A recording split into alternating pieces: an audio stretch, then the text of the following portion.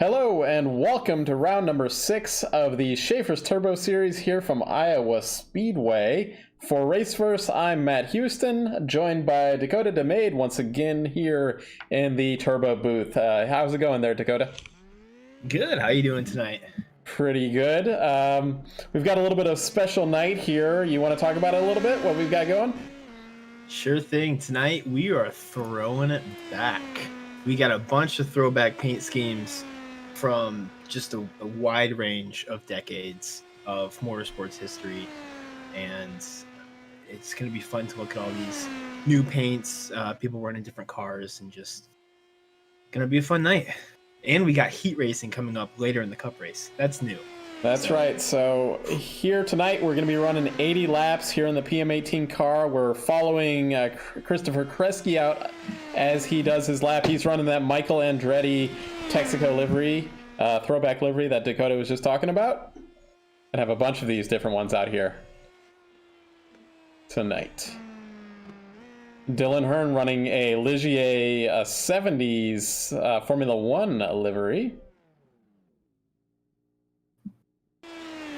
We've got Andrew Spates running a classic Tony Kanaan livery.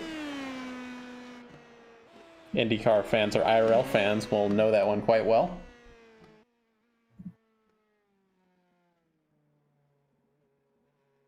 And Kresge is currently our top car. We've got James Watson running a Verizon Will Power Chrome livery. You like that one there, Dakota? It might be a little bit too much chrome. It reflects quite a bit. It does, but, it looks good under the lights, I have to say. Oh, it sure does. We're still confused on if that's a concept scheme or if that is based off a real scheme. If anyone knows if that was real, please let us know in the comments. The Willpower Verizon one there?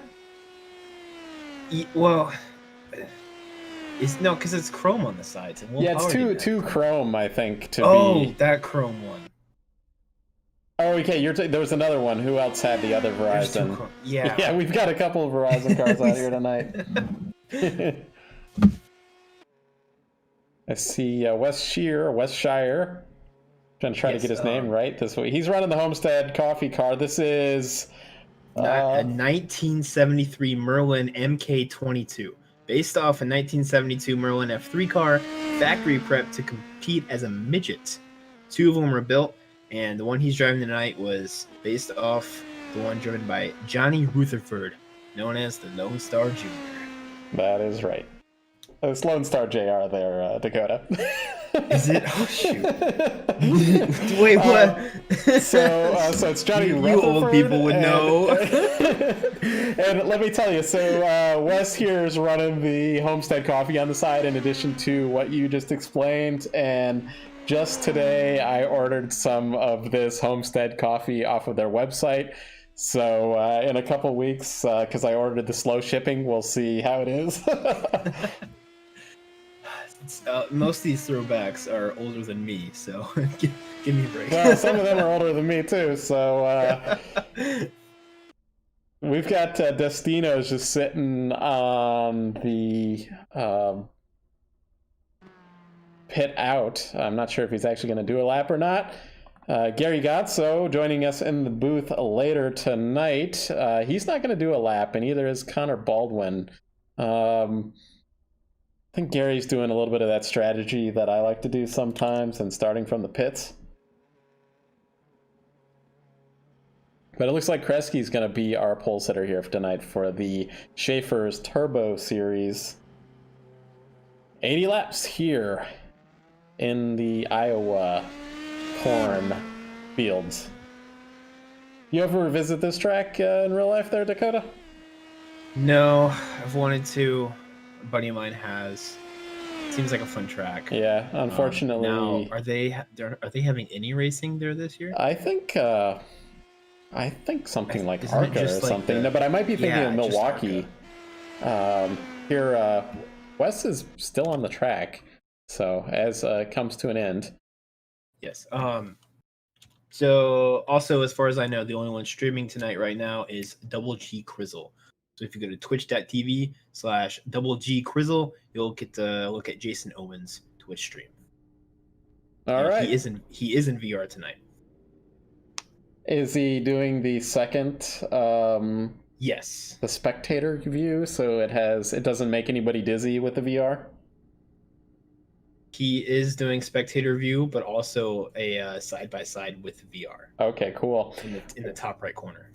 All right, well, let's go through the grid here. So starting first, our admin here, one of our admins here in the series, Christopher Kresge, at 20.479, followed by Simon Fell, Wes Shire, followed by James Watson in P4, Chris Cawthorn in P5, Jason Owens in P6, followed by Tyler Coogan and Dylan Hearn in P8, Andrew Spates, P9, Mike McCullen in P10, Tony Patty, another one of our admins here in the series, in 11th, Connor Baldwin in 12th, and we've got a final row of Jeff Destino and Gary Gotso. They did not set qualifying laps, opting to, avoid being in the mid-pack and maybe being caught up in an incident that is not their own fault. So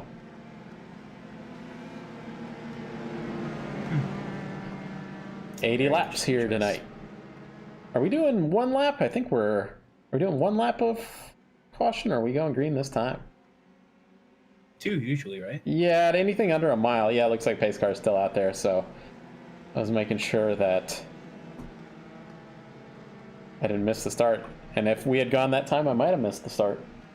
Listening to the radio, and Jason and Chris are saying I did a great job on the throwbacks, but Jason doesn't have his set. Jason, please. Oh. He'll be so next week in the Tuesday Night Thunder League that we broadcast here will also be a throwback race in these PM18 cars. We're going to be at North Wilkesboro. In the outro last night, I was saying the pretty crazy track to be running PM18s at, but it's going to be a lot of fun for those guys.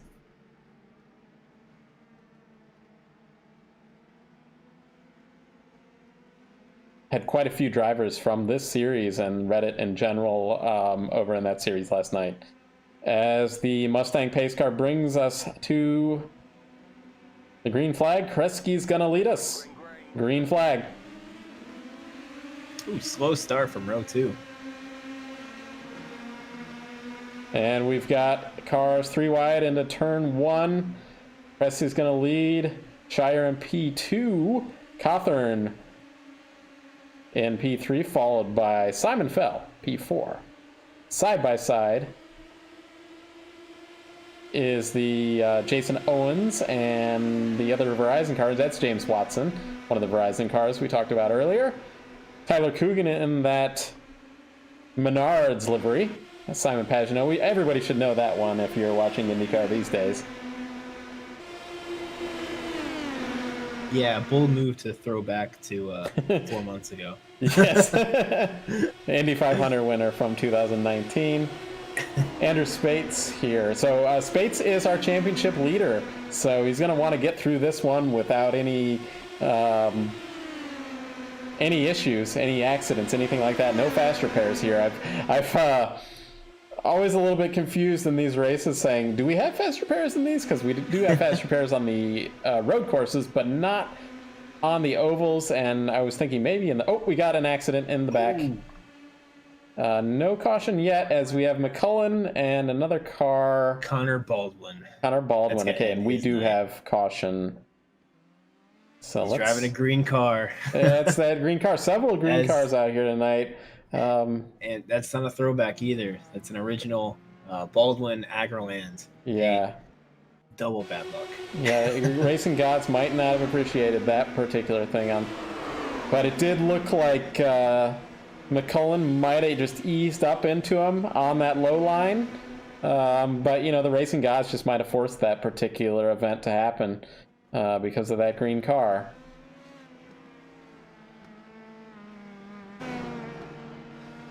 Baldwin looks like he's going to call it a day.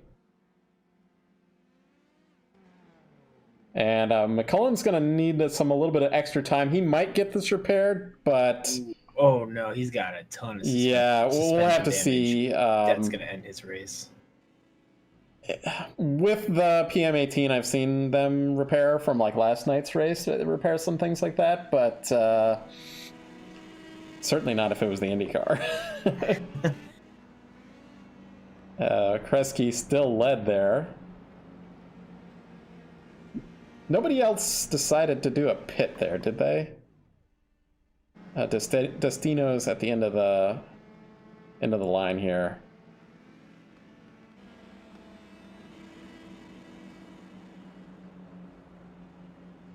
Yep. I think is it somebody's out there revving their engine trying to burn fuel maybe? I don't know what the strategy there would be, because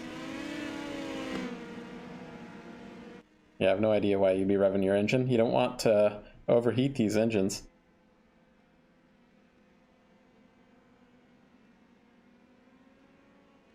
And lights are still on the pace car, so at least 2 more laps before we go green.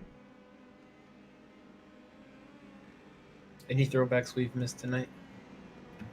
Well, I know before the broadcast we were talking about them, so it's hard to remember what we talked about before the broadcast started and what we talked about during the broadcast. Let me just keep an eye on that pace car and make sure I don't miss the restart. But we talked about...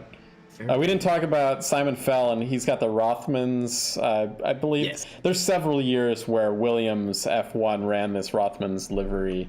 So it's one of those. We didn't talk about Cawthorn, though, and this Raoul Boiselle Duracell livery. Yes, he picked that paint because Gary told him that Duracell car always had really good results, but never had that win. So he said that spoke to him, and I ended up making that paint for him, and it looks good. I think it's a good contender to win the throwback paint of the night. Yeah, I always liked that livery that Raoul Boiselle ran for several years, probably up until the split era. He was running that car for, I think he ran it for Dick Simon Racing. Gary would correct me on that one. Yes, I believe it was Dick Simon Racing. Talked about Tyler Coogan, Dylan Hearn, one of the Ligiers. Yes, I have no clue on what year, because we got a couple of them out here, but no clue on what year these are. Dylan Hearn is a paint based off the Transformers Mirage, which is roughly the Ligier from the 70s, I think, right? Okay. I'm trying to remember, because Gary was talking about something with Transformers and Ligier, and I don't remember what it was. As the pace car ducks in, we're going to have Kresge bring us back to green flag running. This time, single file. Have one car, I think, Destino, way in the back. Pretty good gap, just trying to get a safe run. He's had a lot of bad luck in these races so far this season, so I think he's just wanted to get a good run going here. Cawthorn making the move into third. Ooh. No, Felt comes back on the outside. Yeah. We saw that last night. This was at Phoenix. Phoenix updated, has higher banking, but a lot of cars would pick that high line. Sometimes the low line would work early in a run, but that high line worked also as well.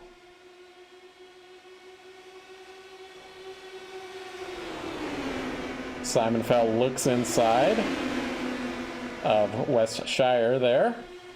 We'll see if Shire can come back on the outside. It looks like he is.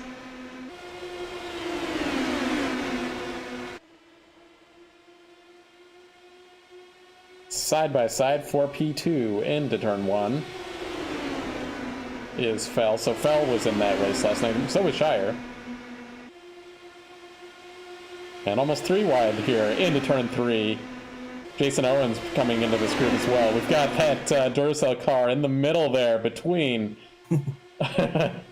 As also we have Simon Fell looking outside on Kresge for the lead as well. I feel like this isn't going to end well unless they settle this and sort it out here. Gary and Destino have already fallen back roughly 7 seconds. They don't want any part of this. Right now. Yeah, let's. Yeah, they do not want any part of this. I think they're on the radio as well, talking to one another tonight. Mm-hmm. So this is just, I would imagine, a strategy for them. I heard a lot of tire wear, tire squealing there through that corner. Cawthorn comes inside of Owens. This is almost like an old IRL race here. Pretty crazy. Although IRL, well, they ran a couple races here before they renamed the series. All right, I see comment out there in the chat.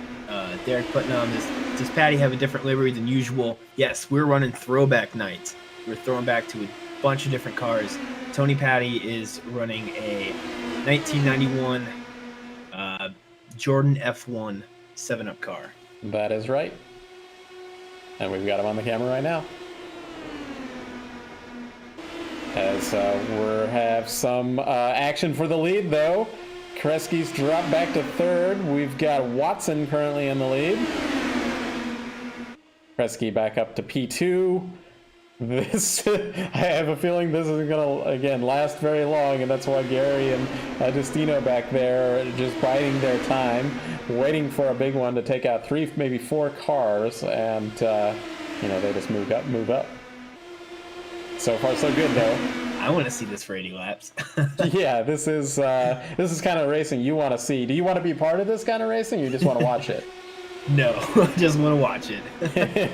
Yeah, I don't think the IndyCars are going to be doing this for 25 laps in those heat races, or in the feature race either. Kresge into P2, looking inside of Watson. He's going to take over the lead. Spates is going to move up, so our points leader trying to move into P2.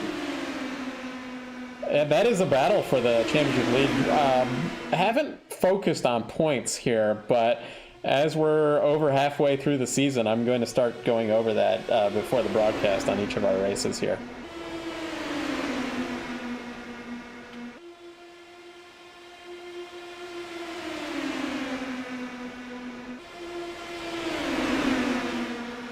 And yeah, these championship contenders, even though they're in this, as they'd say, you throw a blanket over all these cars, but they don't want to drop back.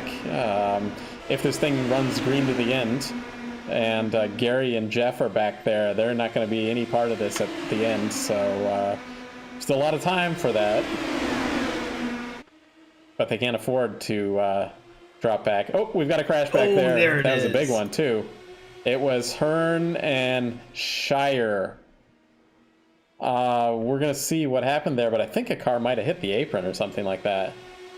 Our replay takes us back almost an entire lap, so we'll see what happens here.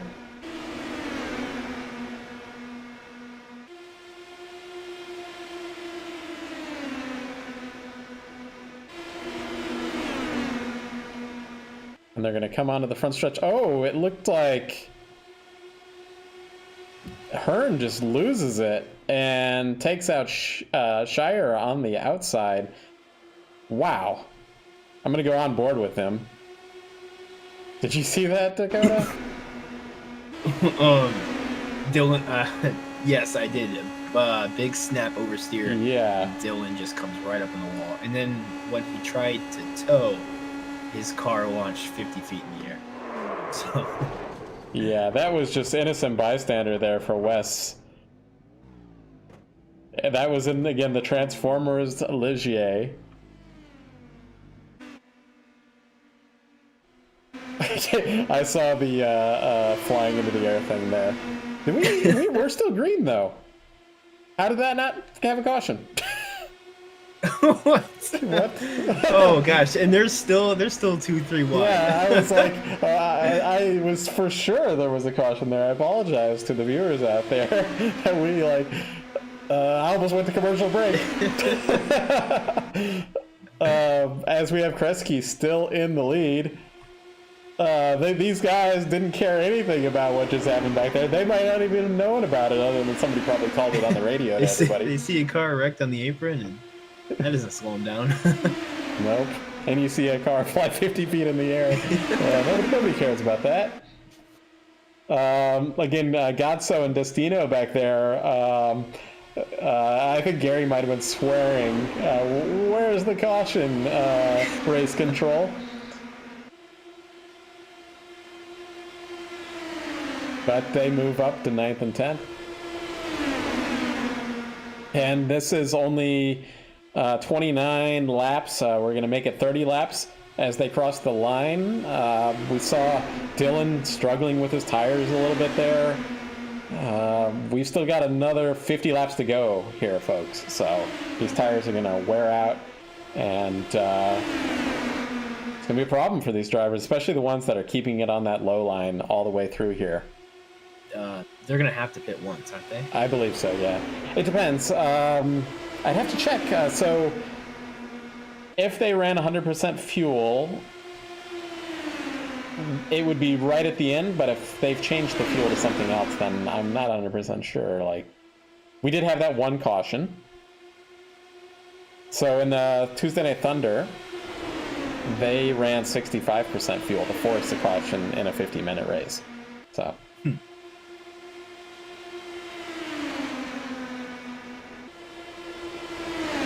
With that said, you wouldn't want to make a green flag stop for it, but if the caution came out, you might want to get some new tires. That might make the difference there if there's a restarter here at the end. I don't think you'd want to do it if there was 10 laps to go, but you might do it if there was 20 laps to go. So Watson's kind of our new leader here, as we're side by side for the lead. We're side by side back to about 8th position.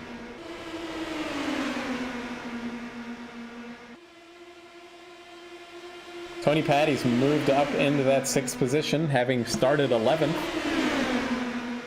Oh, some contact. That was close. Who was that between? I didn't catch that one. P2 and P3. Oh, okay. So between Kresge and Fell? Fell, yes. Okay. I was looking back at Tony in the back of this bunch. Now Jason Owens has moved up to 3rd. Oh, he's making a move for 2nd. He sends it in there. He's going to make it stick. Wow.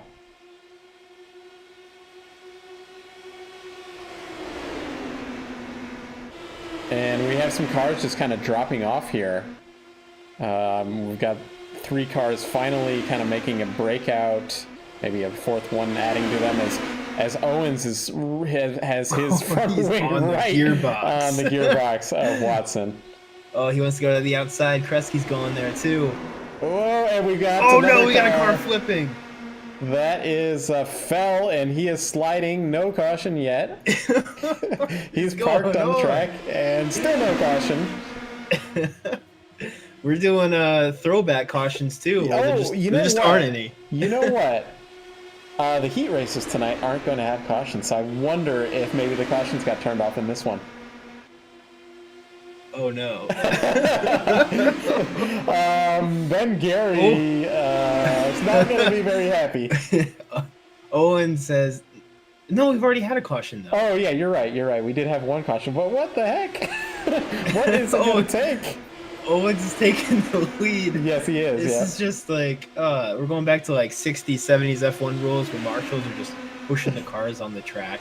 Yeah. It's fine. Just drive around. Yeah, just drive around them. Yeah, so you see some of those videos, even into the 90s in kart.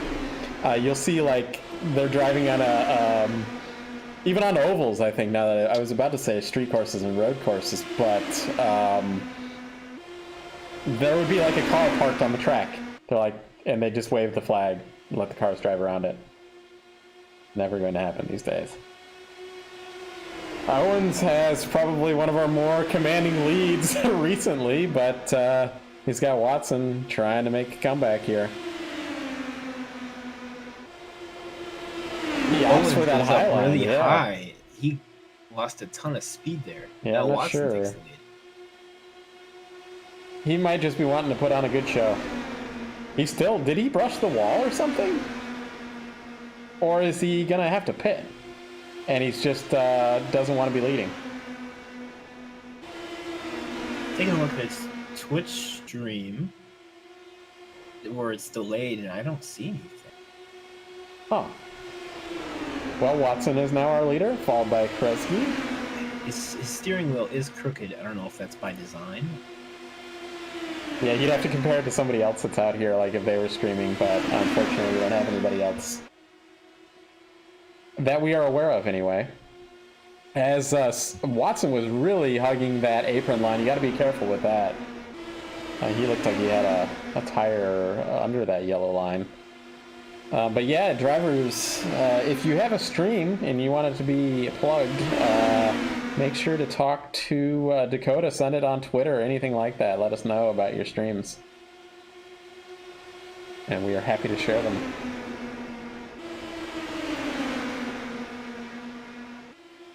Yeah, Owens is able to keep pace. So yeah, I think he's fine. I think he just opted to...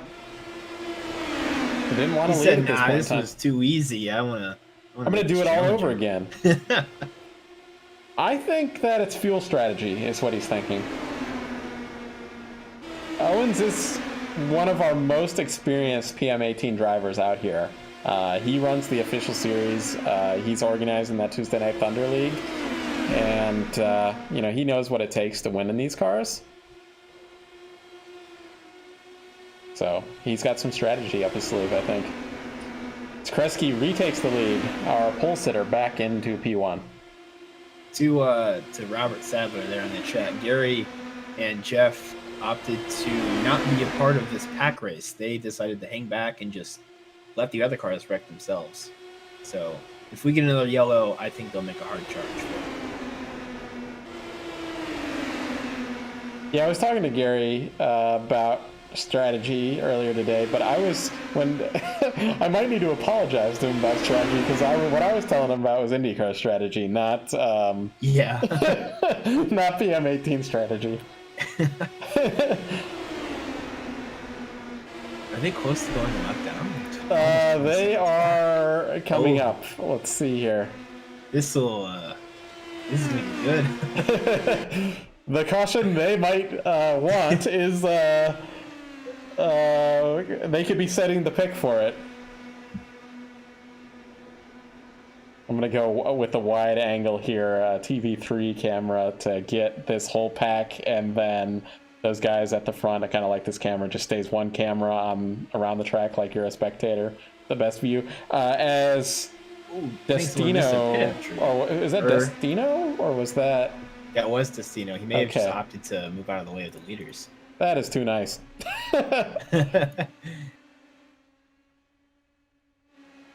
And Gary's pitting. Okay.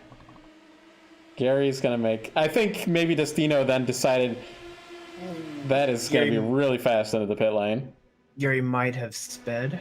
Yeah. He looked pretty fast. But if these guys are pitting, everybody else might have to be pitting here momentarily. That puts Gary into the danger zone, and I don't know if that's a good move. We'll see if it works out. That's quite a gamble. Quite a gamble indeed. Huh? Gary! He's already 20 seconds back, so there's no opportunity to do an undercut. Yeah, he's going to have to... he's going to go right down. And I don't know if we have a lucky dog in this series.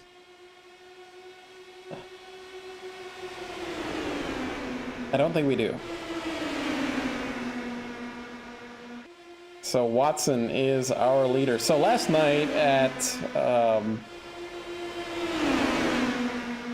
the Phoenix Oval, they went about 50 laps, but this one's a little bit shorter, so maybe they can make it to about lap 60. What were you saying in the Indy cars? Was that about 65 laps you were thinking? Yeah, roughly. 61 if you're full throttle the whole time, but I don't think you can full throttle when your tires are wearing down. So yeah, I think it'll be 62, 63. Okay. Man, that's a long stop from Gary. Yeah, I'm seeing. Yeah, I think both Gary Gotso and Destino got a penalty there because I saw their actual pit stop was 30, or Gary's was 47 seconds, so he went a lap down. They're both 4 laps down at this point, so that's the cost of doing a pit stop under green plus a 40-second. That's these are 20-second laps, so. Jason Owens Yeah, goes back to the outside for the lead again. Whoa, there was like a Kresge's coming out the middle. big moment there. Watson, a little bit of almost wheel bang. They're four wide. Oh no, Kresge is around. Oh no, Kresge is around. And wow, 4 cars. Whoa, this is 5 cars. In fact, is the caution going to come out? Yes, we do have a caution. So that was worthy of a caution. Iowa. Wow. We're going to get a replay of that here, folks. We have drivers that are looking like they're going back, so I'm going to watch this. We had wheel banging between Owens and then 4 wide into turn 1. Kresge gets turned, takes out the Duracell car. I think that what car looked okay from all of that? Andrew Spates looks okay. He's lost his front wing, but all things considered, I think he's okay. He'll get a new front wing. So our race here might be down to 4 or 5 cars.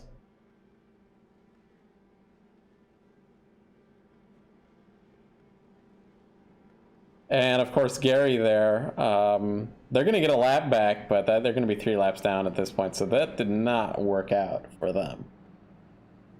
The caution came at the worst possible time. We've got 20 laps to go here. So Watson was P2 in the championship, so this is really important.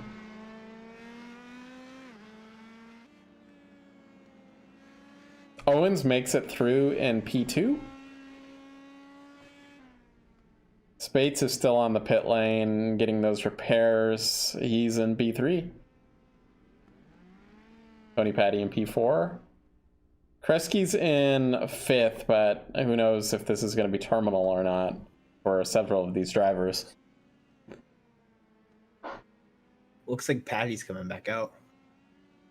Well, he's in 3rd. Well, now he's in 3rd. his crew is able to repair this car quicker than other crews. Kresge's over a minute. Repairs. I think that Cawthorn is done. So Gary's going to move up into actually P6. That really wiped out our field here. Kresge is still on the pit lane. His car looks okay, so I think he's going to get back out here, but he's going to be a couple laps down.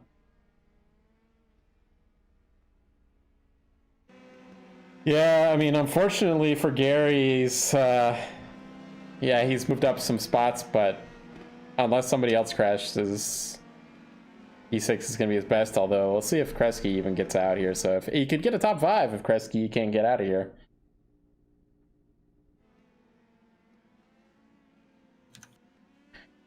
I think we're still going to have an exciting run to the end here, though. It only takes 2 cars to make a race, so... And we've got 3 cars, or 2 cars that look untouched, okay? And then a 3rd and 4th spent some time with repairs. I don't think Kresge's coming back out. Yep, he just dropped, so Gary just got by him for 5th, so Gary's going to get that top 5, it looks like. Destino is still out there too, and he's going to get into the 5th position, or 6th position.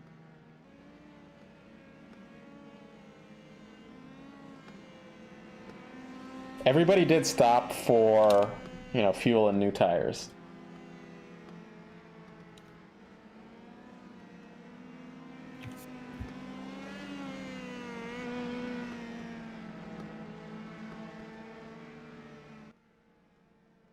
We'll have to get Gary's thoughts about race control pit lane speeds after the race? Yeah, I practiced in the IR18, and ooh, yeah, you got to slow down real quick. Yeah, what's the speed limit here? Is it 50 or is it even less than that? 40. Okay, yeah. That's one thing I was talking about in the broadcast last night, was that these pace car speeds and the pit lane speeds are all kind of set up for NASCAR. The only track that has its own is the Indianapolis Oval, at least has an IndyCar version. Although I think Homestead has an IndyCar version too, but at least that then has its own speed limits for compared to the NASCAR. So Watson is our leader here, and we're about to go back to green here, folks. We've got basically a race here, top 4 cars. We're going to see what Patty and Spates can do with their slightly damaged cars, but we've at least got a race between Watson and Owens here. Green, green, green. And we have our green flag.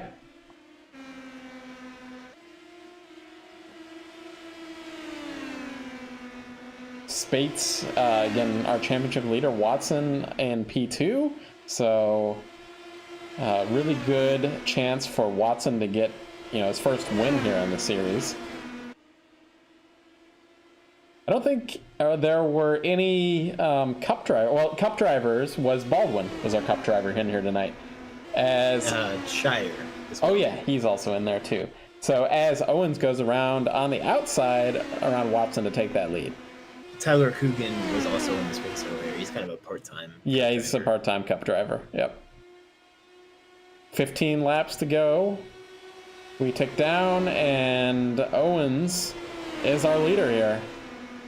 I know He's Jason's check out. Yeah, just slightly, but I know Owens really wants to win one of these races here. So this could be his night. I don't want to give him the commentator's jinx, but it could be. Patty and Spates back there, though, are keeping up so Presty's far. coming out now. He's struggling to go over 60 miles an hour. That was the longest pit repair I've seen. You almost spun out on the back straight. He's Yeah, I still think I on might track. just be He's pulling. spinning around. He's going to stay off track. Okay, yep. As Owens comes around, it looks like Watson has gotten closer this lap, just a car length between them. Watson's going to look on the outside. Patty has moved up into P3. His car looks fine. As well. Yep. I Gets think it's good. A little bit of aero wash there through the corner, but I think it's going to be good. Gonna have a 3-car battle here. Now Spates just hanging out there in P4 is just going to wait for all these guys, and we've got Owens taking the apron there.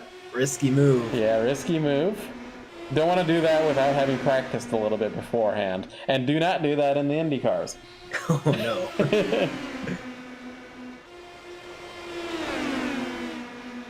I could hear from our camera the tires squealing and getting all the grip they could through that 4th corner. Oh, and we've got Owens goes around. Oh, no, Owens goes around and takes out Patty. Wow. This is just the regular Destruction Derby, folks. Oh, Gary threads the He needle. threads the needle. I saw that. Whoa. I'm going to go on board with Gary here and watch this here. Oh, boy.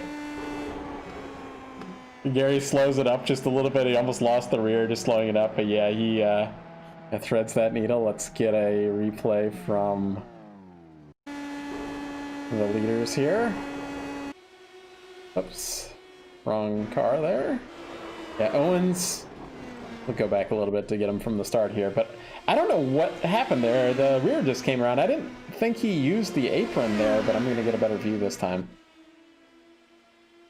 You gotta be careful overheating the tires on these cars. Yeah, I don't know what happened to them there. He just lost the rear, and unfortunately, Patty was an innocent bystander there.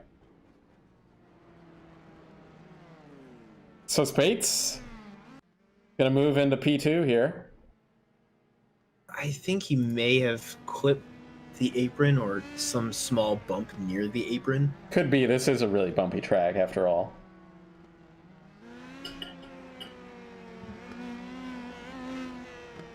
Yeah, Kresge came in and chat, and he said it was a lot of fun here tonight, but tough luck for our admin who led so many laps in this race here tonight.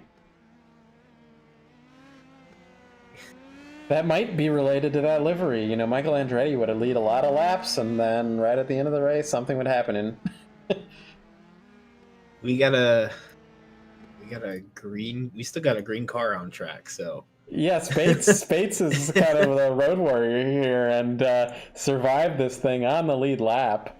And this is our P2 and P1 opposite spots here. And we're going to have a battle here between the pair. Probably about 5 or 6 laps. Actually, 7 laps, or 6 laps it's going to be. Oh, actually, we're not going green next time. I thought that the lights went off on the pace car, but just seeing things, I guess. Gary's going to move into P4. 2 laps down. Destino going to be in P5. So I think this strategy has worked out for Gary. He probably wish he didn't make that early pit, though. But then again, if he had been on the lead lap through all of this, he might have gotten involved after that restart. Let's have a look about Patty. I think that could be terminal. He is still on the pit lane, so even if he does come out, yeah, I don't think that's repairable. If it was repairable, there would be 4 tires on the car. Gary's going to get a podium here.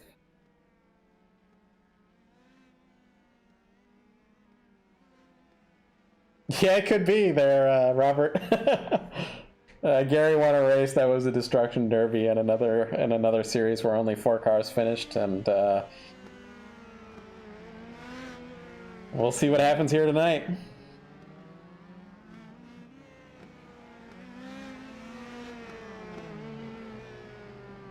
Still got 45 minutes before the IndyCar stuff's going to start, even with all this caution we've had.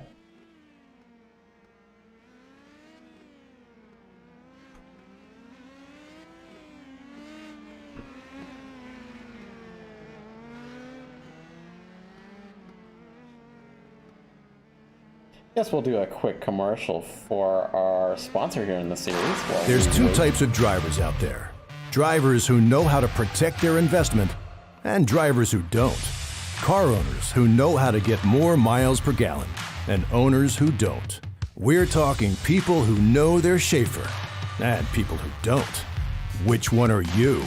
From cars to trucks to diesel workhorses, whatever you drive, there's a Schaeffer synthetic oil for you. Do you know your Schaeffer? Ask for it at an automotive retailer near you. All right, well, so we got Dakota had some issues on his end, and he's back now for this final 4-lap shootout that we're coming up to. Yeah, I'm back. I pressed the mute button on accident.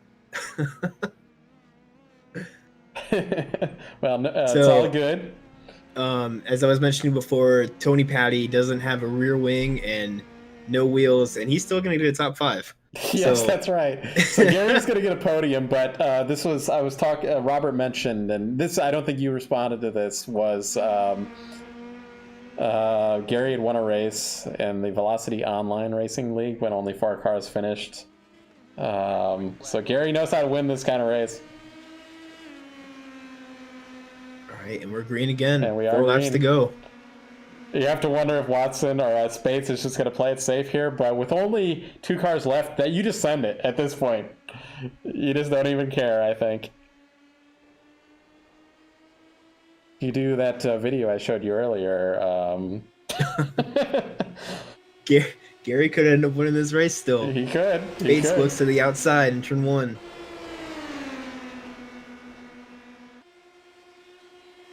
Oh, side by side going into 3. Side into 3. The Verizon car against the Tony Kanaan Classic 711 car on the outside. 2 laps to go here, folks. Be coming to the white flag next lap.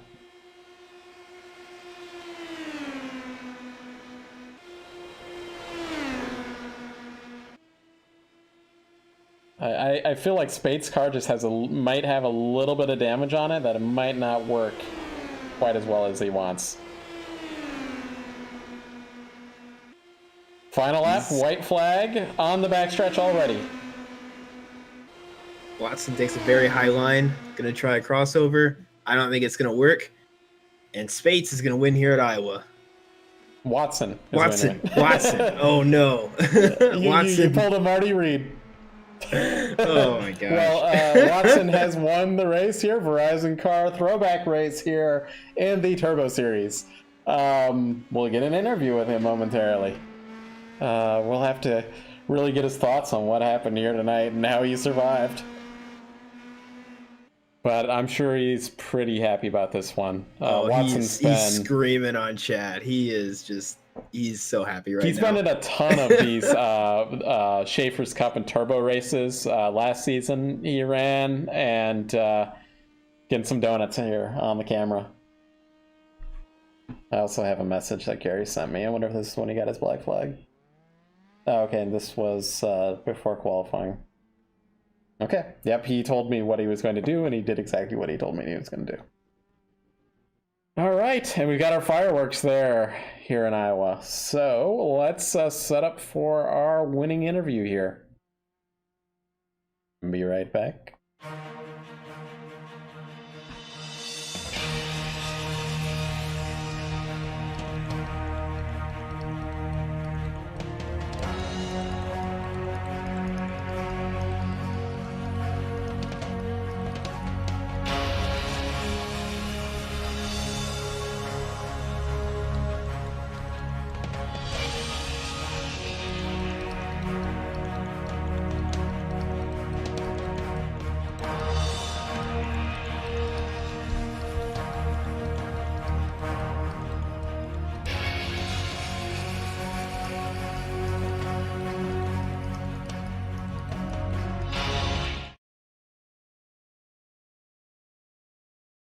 Hey, James. Matt up here in the booth with Dakota. Congratulations on your victory.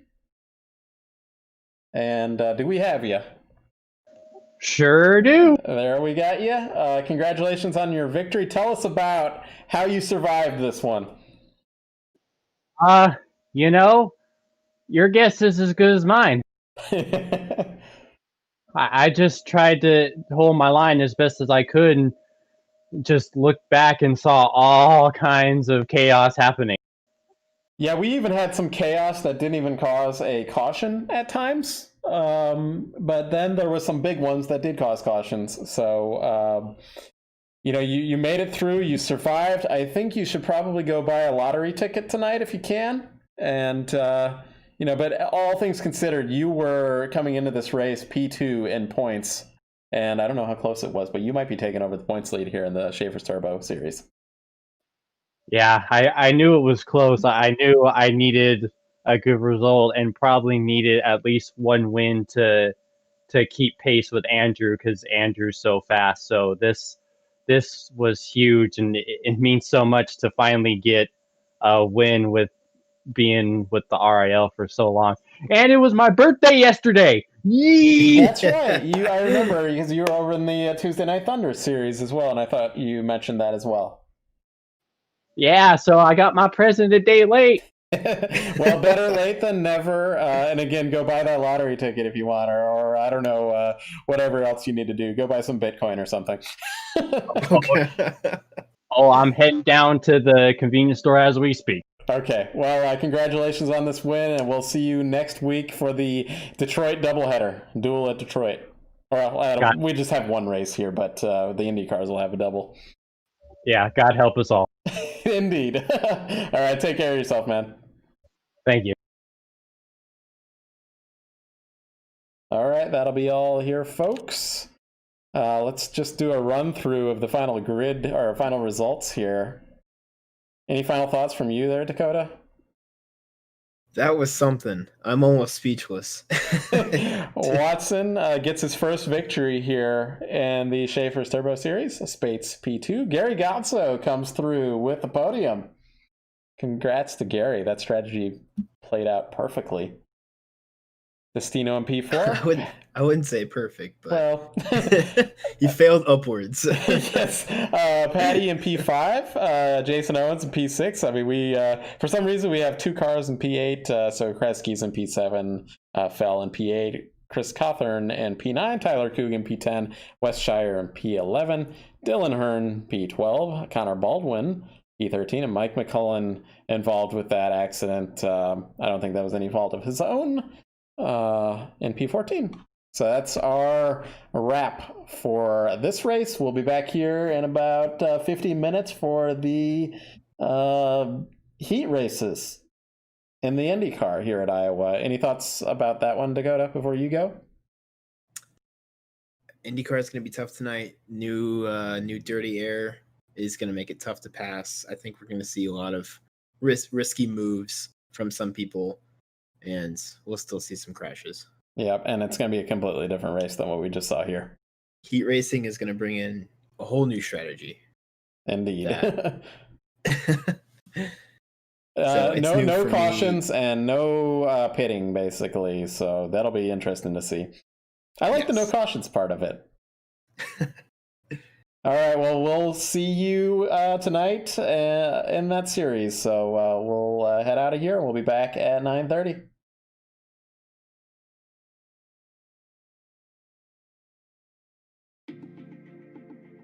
Ever since I've switched to Schaeffer's oil, I've never had a reason to even try anything else. And that's one thing that I'm proud about, is the fact that I can't tell you how good something else is, because I know how good Schaeffer's oil is.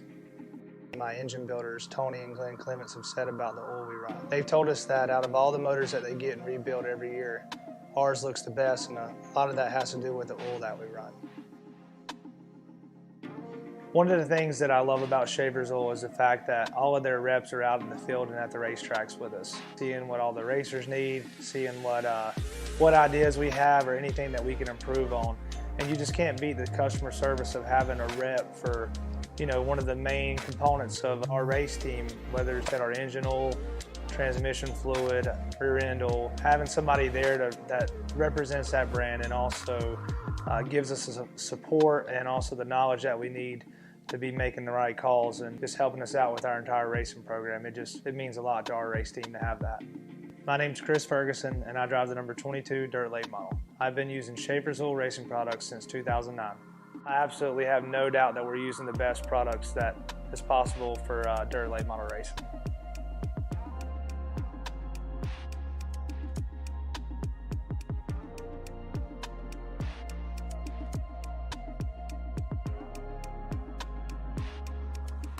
There's 2 types of drivers out there. Drivers who know how to protect their investment, and drivers who don't. Car owners who know how to get more miles per gallon, and owners who don't.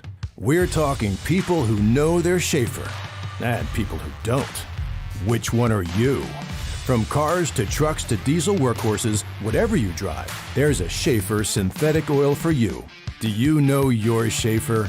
Ask for it at an automotive retailer near you.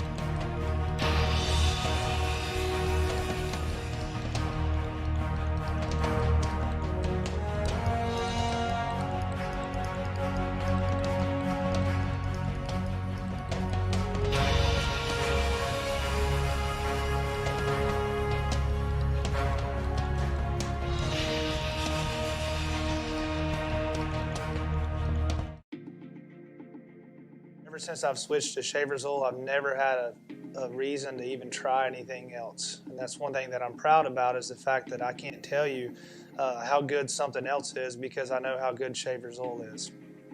My engine builders, Tony and Glenn Clements, have said about the oil we run. They've told us that out of all the motors that they get and rebuild every year, ours looks the best, and a lot of that has to do with the oil that we run. One of the things that I love about Schaeffer's oil is the fact that all of their reps are out in the field and at the racetracks with us, seeing what all the racers need, seeing what ideas we have or anything that we can improve on. And you just can't beat the customer service of having a rep for, you know, one of the main components of our race team, whether it's at our engine oil, transmission fluid, rear end oil, having somebody there that represents that brand and also gives us the support and also the knowledge that we need to be making the right calls and just helping us out with our entire racing program. It means a lot to our race team to have that. My name's Chris Ferguson, and I drive the number 22 dirt late model. I've been using Schaeffer's oil racing products since 2009. I absolutely have no doubt that we're using the best products that is possible for dirt late model racing.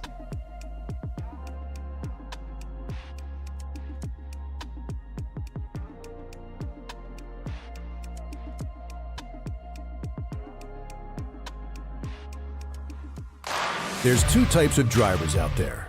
Drivers who know how to protect their investment and drivers who don't. Car owners who know how to get more miles per gallon and owners who don't. We're talking people who know their Schaeffer and people who don't. Which one are you? From cars to trucks to diesel workhorses, whatever you drive, there's a Schaeffer synthetic oil for you. Do you know your Schaeffer? Ask for it at an automotive retailer near you. All right, hello and welcome to the main event of the night. Well, we're going to have about 4 of these races. Is round number 6 of the Schaeffer's Cup from Iowa Raceway. For Raceverse, I'm Matt Houston, joined by Gary Godso here in the booth. How's it going, Gary? Well, so far, night's going all right, but tonight it's actually kind of the closest that we'll have to an actual wrestling event here on the in the league and on Raceverse. It's like a miniature wrestling card. You got the opening match where you got the kind of the smaller guys going, and then you have another match leading up to the main event. And the main event's going to be really something, but we got to get through these preliminary events. And you're going to see a lot of beating and banging, just like you would be in a real wrestling event. And the different rules here is going to make tonight a little bit exciting, and it's going to definitely keep our heads on a swivel. So bear with us. Yeah, so we're going to have 3 heat races. Basically, we're qualifying for these heat races, positions 1, 4, 7, and so on. We'll start in the first heat race, and 2, 5, 8 we'll start in the second, and so on for the third one. About 8 or 9 cars in each of those, and then we'll have a consolation race for so the top 4 cars will move to the feature from each of those heat races. Then we'll have a consolation race. And the top 4 cars from that consolation will be ultimately in a 16-car feature race. So that's where we're at tonight, as we currently have Shane Coogan on the pole. The feature race is 75 laps. They'll go by quick, especially these cars. They're turning 17-second laps, at least in the fastest instance, but still very quick. Very well under 20 seconds a lap here. They'll just fly right on by. And you guys drove 80 laps, and these guys will be driving 75. But if it does go green, there will be pit stops in that feature race. So we'll be keeping an eye on that. Getting on the pit road, even in the slower cars, is a bit treacherous. So I hope these guys practice that. Otherwise, they're going to find probably themselves going into that attenuator. Yeah. Well, congratulations, I should say, before we forget, Gary. Congratulations on that podium. Robert was saying in the chat that, you know how to win those Destruction Derby races. So... You could just, when you have the sixth sense of when you want to start from the pits, I kind of had that sixth sense where I'm like, I think this is going to be one of those bang 'em up races. And I got into practice, and I said, if I could be in the top 4, I'm going to push myself up in the pack. If I wasn't going to be in the top 4, I was going to go to the back. I had someone to work with. I had someone to talk to the whole time. So not everything perfect, but perfect enough to make me happy. And yeah, it was interesting, especially after you keep seeing them one after another, and I'm like, you keep going up the standings one after another, and yeah, I seem to know how to run how to run well in the crash derbies. Yeah, so I'm just displaying on the screen right now. So our heat races are 25 laps, consolation race is 30 laps, and our feature race will be a 75 lapper. That's only 65 miles, but these drivers, if they do the whole thing here, is going to be driving, they're going to be driving 100 laps here tonight. So that's what we've got here in the Schaeffer's Cup. And we're going to see how this works.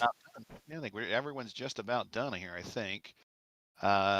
Still showing Coogan on the pole with a 180 with a 17.038, and that translates out to and this is what, a 7/8 of a mile oval, Yeah. or D-shaped oval, and so that works out to be 187.748 miles per hour. That's fast. Now, if you think that's fast, put the IR01 on this track. It's insanely fast. So yeah, I would assume so. So back when the IndyCar here, the DW12 had the manufacturer kits, they had a lot of downforce on the cars. I do believe the track record was over 190 miles an hour, but I'm not 100% sure what that was. But man, they were running really fast at Phoenix as well. That was in the open dog leg. They didn't run the open dog leg, but that do they run underneath the apron like we do? No, they did not do that. But okay, so we've got our first grid here for the night. We're going to have Coogan starting first, Bensi second. I'm not going to do the full grid run through. I'll just read them out here. I already started there, but Shane Coogan first, Caleb Bensi second, Dylan Blanton third, Julian Altena in fourth, Neil Lusher in fifth, Lewis Woodall in sixth, Angela Espo in seventh, Christopher Albee in eighth, and Matthew Cosgrove in ninth. So that is our grid for our first heat. Yeah, my grid increments weren't coming up, so yeah, this is unexplored territory here for us, folks. We have not done much of this heat racing here on the race first, so we were it's just unknown territory for us. We did broadcast one, but it was a little bit different, and I don't think we're going green this lap. We get 2 laps. No, they get 2. So we're looking at the liveries we got going on. We hear somebody burning off fuel already. So we got some of the liveries. We got Shane Coogan with the homage to the 2011 Indy 500 winning livery of Dan Weldon. On the outside, we have a 1994-1995 period Bobby Rahal Miller Genuine Draft livery. Very good. Next row looks like we got and I think that's his regular everyday livery. That's a Marlboro Team Penske. On the outside is Julian in the Danica Patrick machine that won at Motegi. Let's see what we got behind him. That's Lusher. We'll look at it as the race goes on here. We're coming to green. I don't want to interrupt that. Yeah, I was going to mention Albee's got that Japanese McDonald's car real quick, but we'll get back to him hopefully as this night progresses. Yeah, I'm still trying to find out whose livery that is. I'm feeling bad. I don't know that, but that's why I tell him to send me the information. I can go research it. But we're getting ready to go green. Green flag. Well, I still have the best lap on the screen, so we don't want that. We got Bensi going high on Coogan into the first corner. No cautions here, folks, so any spins we see, we're not going to focus on too much. We're just going to focus on this battle for the lead as Blanton goes outside on Bensi. A lot of aero wash in these cars. Coogan's going to lead that first lap. Top 4 cars here are going to be the ones that transfer through to the feature race. We got Blanton in the Marlboro car, Caleb in the Bobby Rahal car, Julian in the Danica car. We got Lewis Woodall in the NASCAR car. Okay. Chris Albee. He originally, we talked about what he originally wanted to run. He just couldn't get around to it, but I got to talk to him about this one. I'm not very familiar with this particular livery. Neil Lusher. Is that the Indiana Jones? Yeah, that's the Indiana Jones Raiders of the Lost Ark car. That's, okay. He just we had to disappear on him too. Yep. That's something he said, a design that spoke to him from 1981. I'm like, okay, all right. So we got a little bit of entertainment in here as well as IndyCar throwback. I'm not sure who Cosgrove is, though. Yeah, I'm not sure about that one either. So going back to Indiana Jones there, though. So Marco Andretti ran an Indiana Jones livery, whatever year that Crystal Crystal Skull movie came out. So there was both I didn't show the laps. I had the timer on. Whatever year that movie came out, and then there was also a Clone Wars car that Marco Andretti ran. The Lucasfilm cars that he ran. Back, 2006 or 2007, something like that. Kingdom of the Crystal Skull was 2008. There you go. And we got Espo, unfortunately, is kind of fallen off the pace a little bit, but he is appears to be an X-Wing livery for Poe Dameron. I've seen this one on Trading Paints, and it's referred to as a Poe Dameron, I think it was called Black X-Wing, something like that, car here. And guess what? Your starting grid finally came up on my screen for me. So that's. I don't think this code likes the heat races. You know what? Going back to that, Gary, real quick, you might need to be running the turbo one that we run because of the amount of cars that we have in this. I think that's what I'm running as well. So Coogan leads with 10 laps already completed. Blanton in second. We've spread out quite a bit here. These qualifying positions, everybody knew it was going to be important.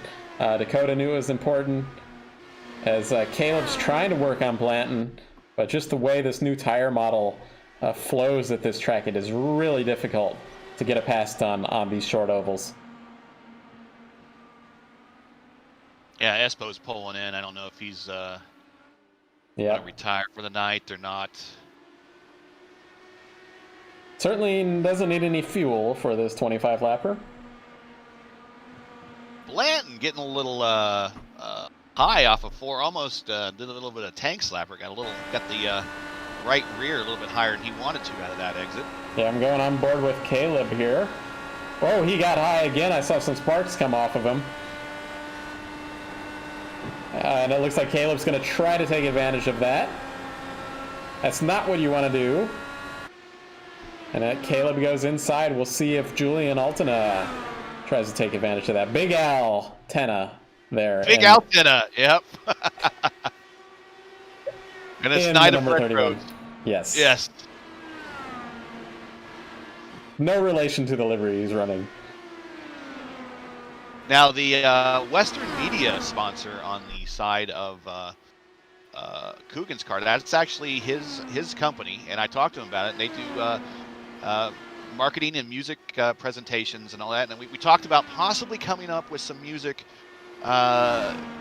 for these broadcasts. We don't know. We'll find out what we're going to come up with, though. Yeah, so we did some music last night in the Tuesday Night Thunder, and I think everybody was a pretty big fan of that, and now I'm thinking about that as well. What do we do, like get some generic music going that I can use in every league? Obviously, Jason got his own music for his own leagues. Altena has made it around Blanton.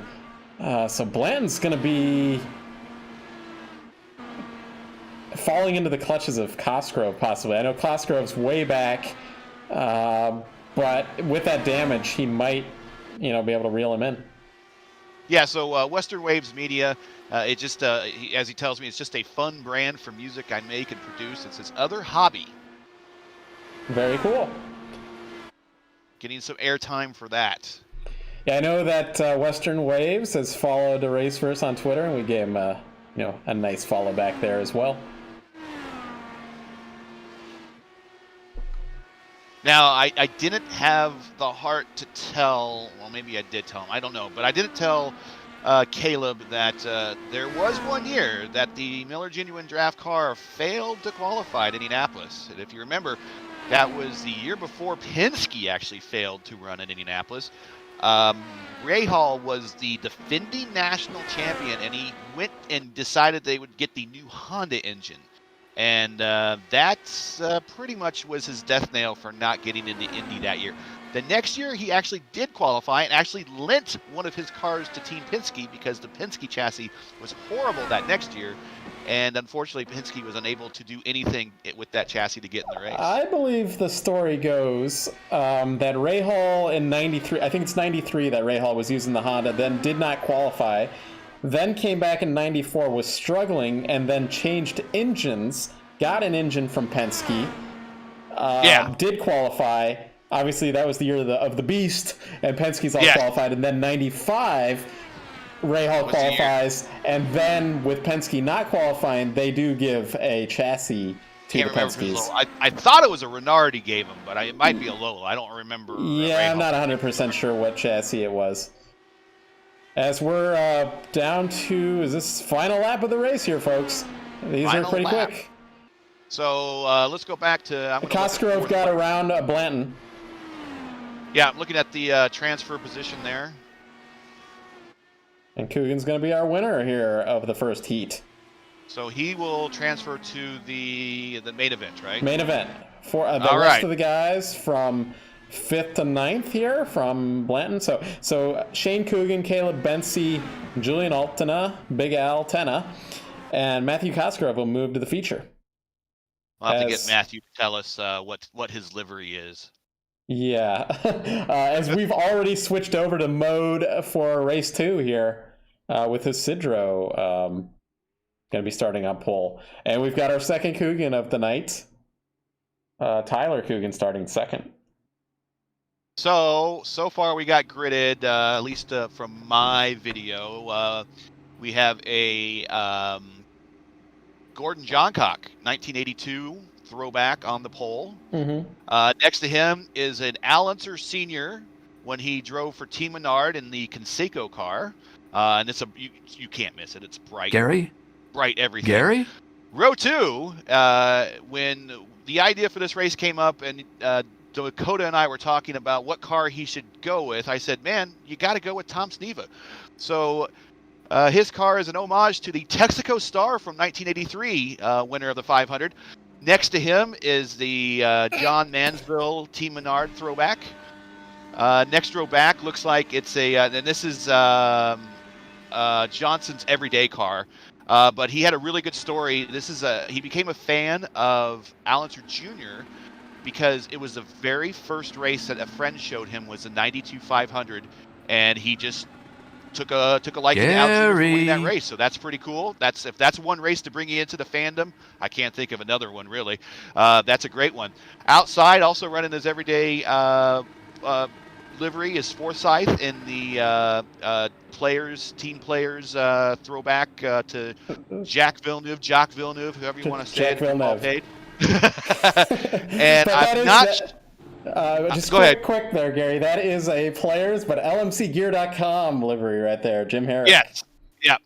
And I'm not sure who Connor Baldwin is. I believe it has something to do with aerospace, and he might have emailed me on that one. So I definitely want to give love to that livery if indeed he did message me about that. So we'll have to check that out. Well, I think we got a good view of everybody on this one as we've got one more lap. Got cars burning fuel back there. We'll see how that works out. On the screen, we've got a couple of admins in this race. I don't know if you see that, Gary. But they're not actually starting this race, so we are really all good. Only 3 cars out of this group will not transfer. That is right. This is a good group to be in. So Dakota's there in that third position. We're going to watch him. So Forsyth and Van de Zandt will be in the next one. They ran a Iowa race over in the Dark Horse Series in the DW12 earlier tonight. So as we come to the green flag, Isidro is going to take us away. Isidro's had a really bad luck this season. Some disconnects, some crashing as he takes the lead. With Dakota's going to take over the second place spot. And as we saw in that last race, you do not want to brush that wall at any point in this race because that kind of knocks you out of these races.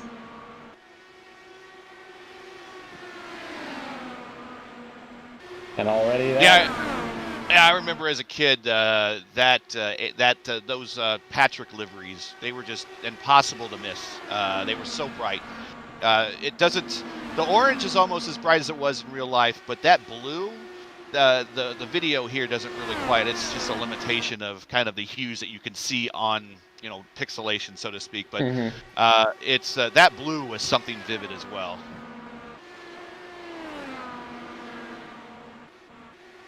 I really like both the John Mansfield and the Conseco Menards car there. The Big Al that we were talking about.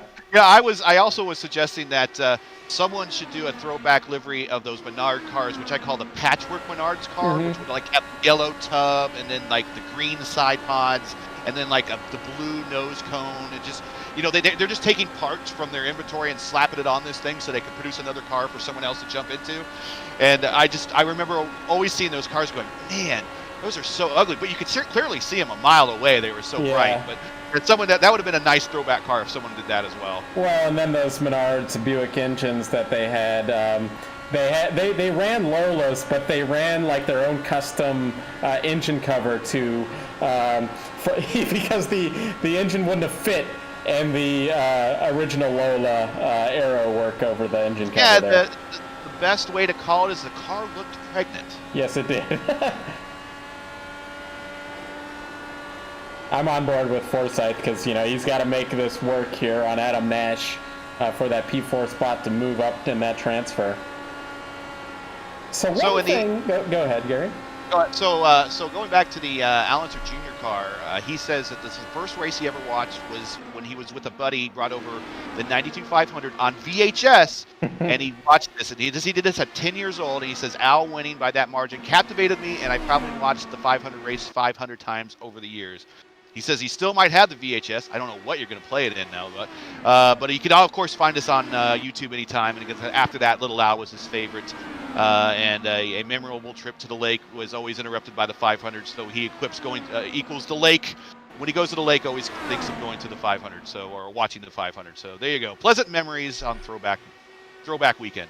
For Mark Johnson there on P6. He's actually one of our championship contenders in this series. I have to double check that. I had actually looked at the Turbo Series, but Caleb's leading the Cup Series here. But we've got a lot of other drivers there vying for the second to fifth spot.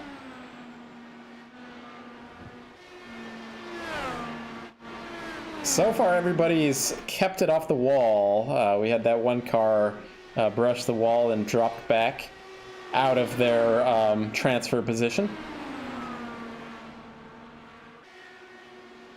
So there was a few years back, let me think here. I don't remember what year. They tried to do some sort of heat racing at Iowa here in the DW12 era, I believe. I don't think it was in the IRO5 era. I think it was in DW12. Back when Randy Bernard was the CEO of IndyCar. They tried something like that. Of course, they also did the roulette wheel. That was not too popular with the drivers.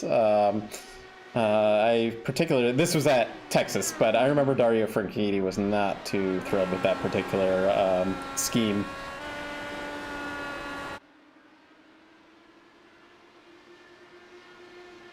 So I never got a message from Connor about what his livery is. So if I tell you what he does, if he messages me about it, we'll make sure the next race that he's in, we'll give him some airtime on what it was. But right now, we just got the top four. So we got John Cock, Sneva, Alan Senior, and I guess we can call that what? Robbie Buell. It could be Robbie Buell, Townsend Bell, Jacques Lazier, you name it.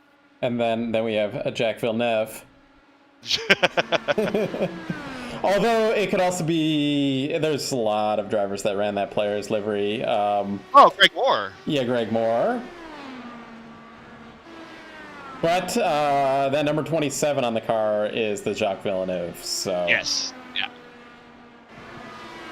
Actually, Craig is running 131, but he has, I guess the livery has the number 27 on it as well. Interesting. So as we only have 7 laps to go here, already. No real changes in those top 4 spots. Nope. As something happened there. Oh, Forsyth had an issue, and Mark Johnson's gotten by.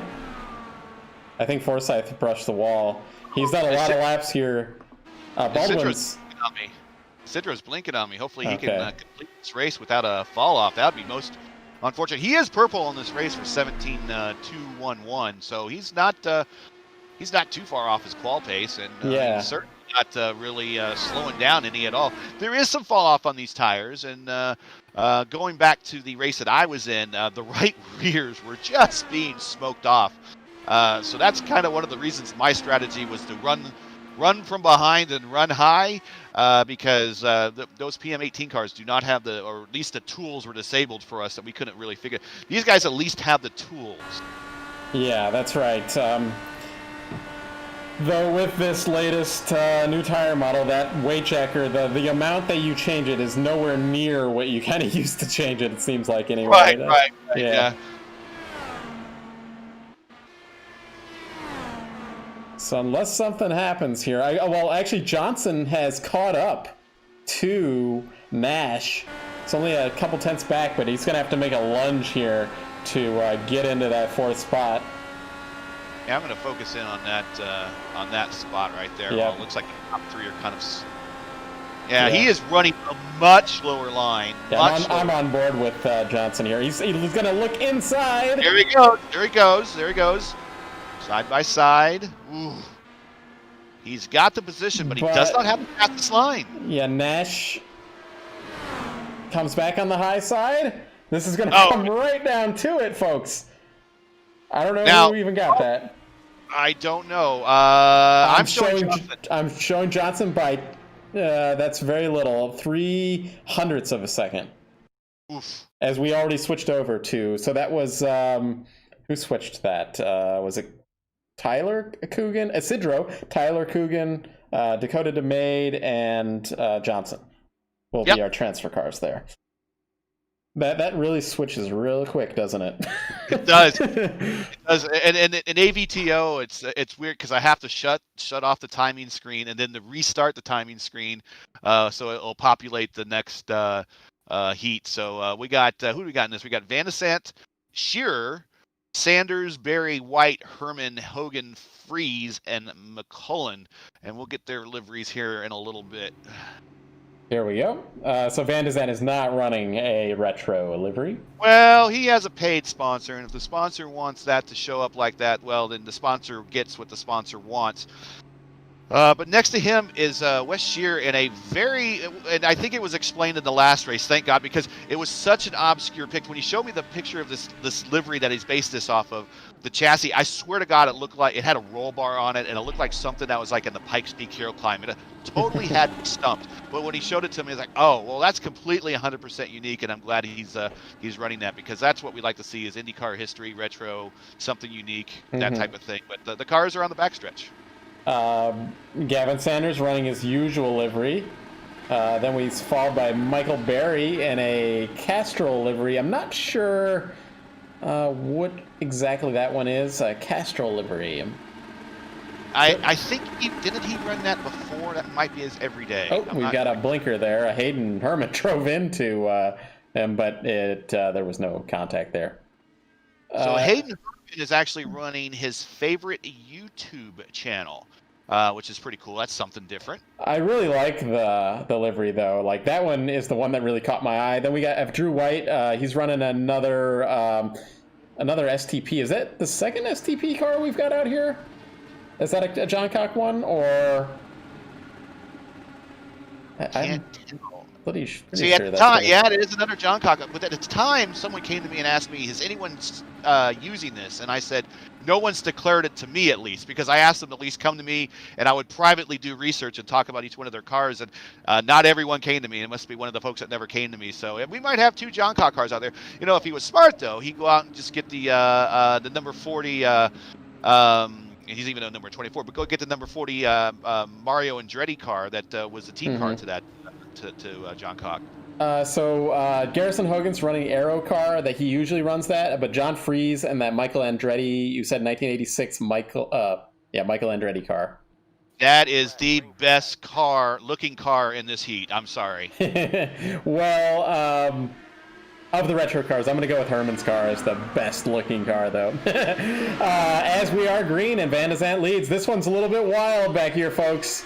Yeah, these guys are now knowing after watching. Herman into the wall. And that is not. There's no cautions here, so Van de Zandt's going to lead. So hopefully no one else got damage on that. But these guys have watched 2 heat races now, and they know there's no time to waste. They have to go. And after a while, you got the aero wash, which Alex has got the clean air. But you got another car into the wall. We got John Sanders into the wall. But it repairs itself, and he keeps going. Yeah, but that's still going to cost him time on the racetrack. Yeah. I bet he still has a little bit of damage, just not quite as bad as what we originally saw.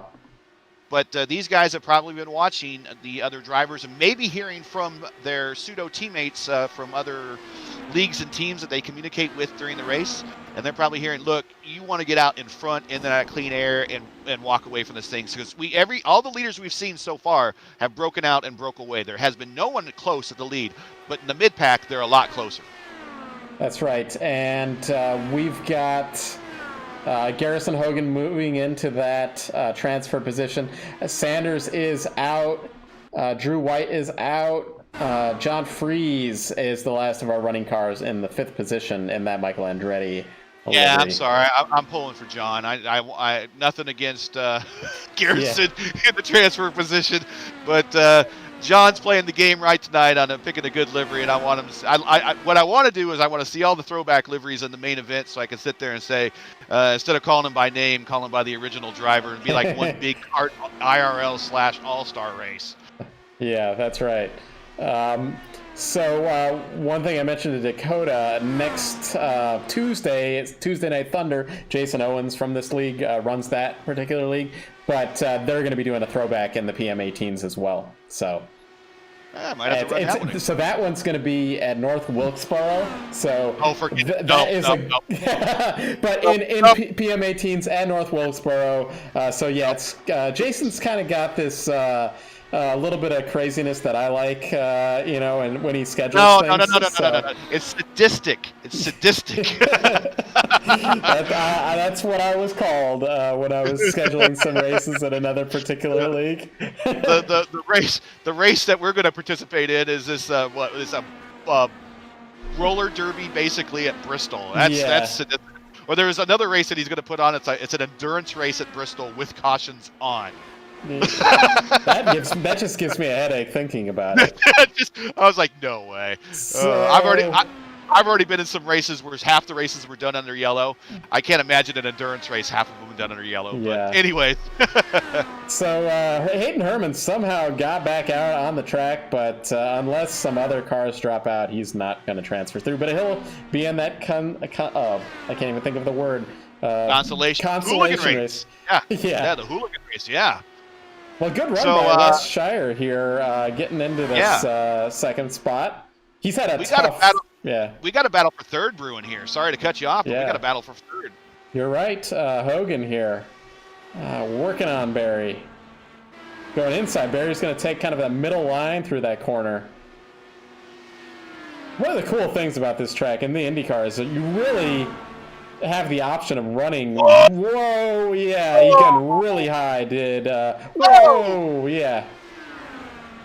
That was Michael Barry. So John Freeze might have taken advantage of that, had something happen there. You get the opposite Andretti luck from Indianapolis. Yeah. Well, I mentioned that when Kresge got taken out during your guys' PM18 race in the Turbo, that he was running that Andretti livery. So yeah, I didn't say anything. Actually, I suggested a slightly better livery for him. You're like, nope, this is I like this one. I'm like, okay, all right. Well, I tell you what, if Barry injured himself on the wall or something, he might drop back in. I'm gonna keep an eye on Barry. You can I'm gonna look at last laps. Barry was the slowest on that last lap, but we'll see here. We've only got already 8 laps to go here. So, yeah, Barry is at 18.1. Freeze was a 18.13. Yeah, they were almost identical lap times here. So I don't know if he's running a slightly slower line, lower line, excuse me, not a slower line. Herman back there turning 17.6s now. Yeah, he's got the fresh tires, I bet.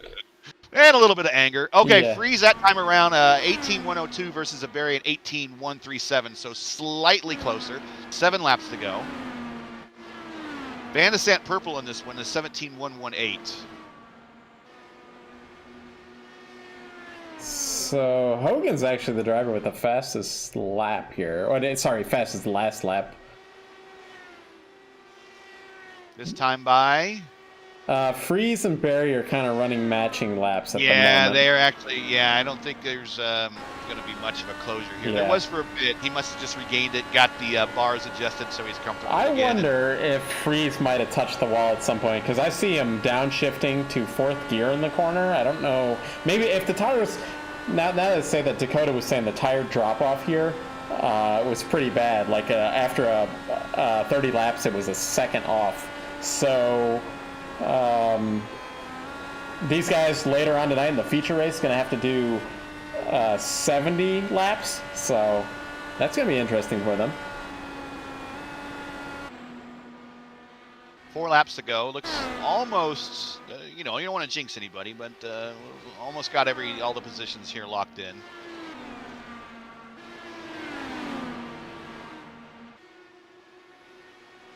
Now, there are no points awarded toward the championship in the heat races, correct? Correct. It will be the... yeah, so I'm reading something, though, from the admin that says there's a possibility that the consolation race will only have 1 car advancing. So we're going to see what happens. You know, we're learning here tonight what happens. The heat racing is something that iRacing has as a feature, as we have the white flag. That it has some bugs at times. We try to do some 4-lap qualifying in Indianapolis with it. It does not cooperate for us. So Van de Zandt's going to win this one. By a mile. Yeah, Shire's going to be second. Hogan's going to come home in third, and Barry in fourth. That's good for Van de Sant, because I don't want to pick on him, but the last couple of weeks and a couple of leagues that he's been in that I've run with him as well, he's just had some really bad luck. So yeah, all it takes is, you know, 1 slump buster here and you're back into the run of things. So hopefully we see him do well in the finals. Well, so far, I think we're showing the correct drivers for the consolation race. Assuming they are all able to drive off the grid. But I think we've gone through everybody here. Yeah, it's showing everybody for me. 30 laps. All right. Quickly, I wanted to talk about, you were talking about driving angry. So I had some unfortunate happenings in a race earlier this week on Monday, and my teammate Dakota was in front of me, and we were both on red tires, and he was asking, why are you driving so much faster than me? Because we're both on the same strategy, and I was driving with some anger is what it was. So I'm telling you, if you drive properly with anger, it's worth a 10th a lap. Yep. This was worth a half a second a lap. This was Detroit, yeah. So I did go through my tires a little bit quicker, but that was why I was much faster.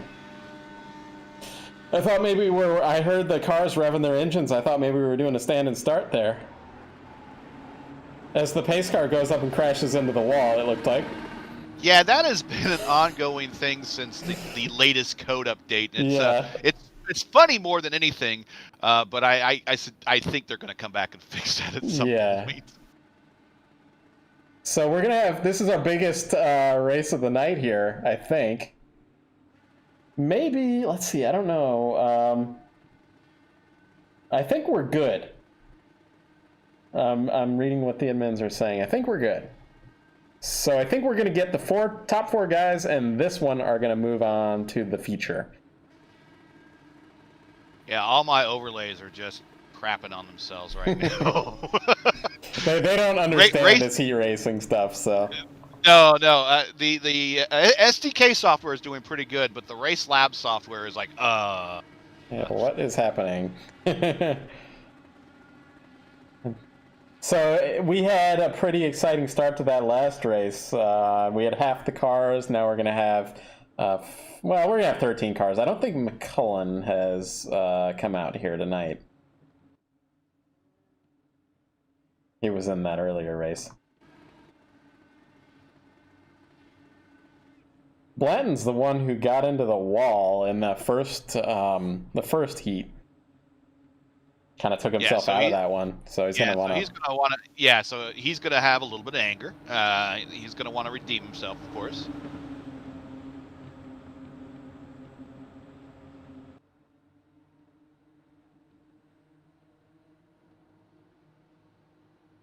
Green flag, green flag. And we have green, and we have cars. So Herman got taken out there in that last race. I don't know if he got taken out or what happened there exactly, because we weren't doing replays. We have somebody checking up, and there's a one in the back. Yeah, there was a something. Oh, and Herman again. We got cars going all over the place. No caution out here. I wish we could get a replay, but we're not. So Blanton. And so we got Fittipaldi, Robbie Buell, Michael Andretti, and Jacques Villeneuve. Yes, and Connor Baldwin there in 5th. Angelo Espo made it through all of that chaos. Wow. Woodall's driving around with no half of front wing. What would you call that, Gary? The one-wing angel. There you go. Lusher's on pit lane, so really bad night for Gavin Sanders here. Championship contender on pit lane.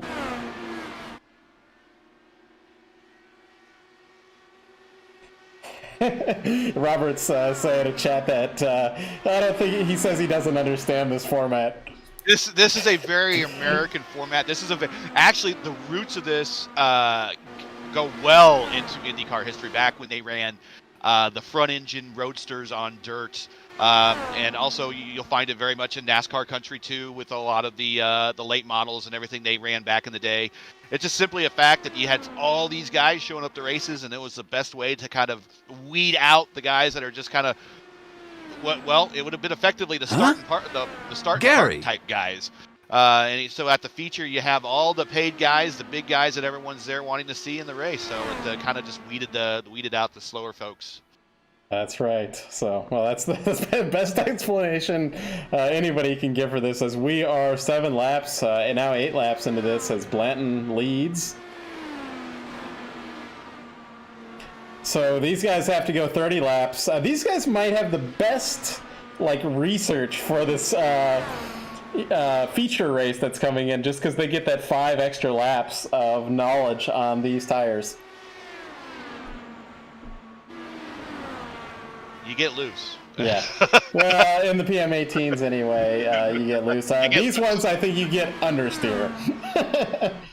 Well, certainly back in traffic, there was virtually no understeer in the PM18s. Actually, if you were behind somebody and you were close, it actually kind of helped things out. It balanced the car quite a bit.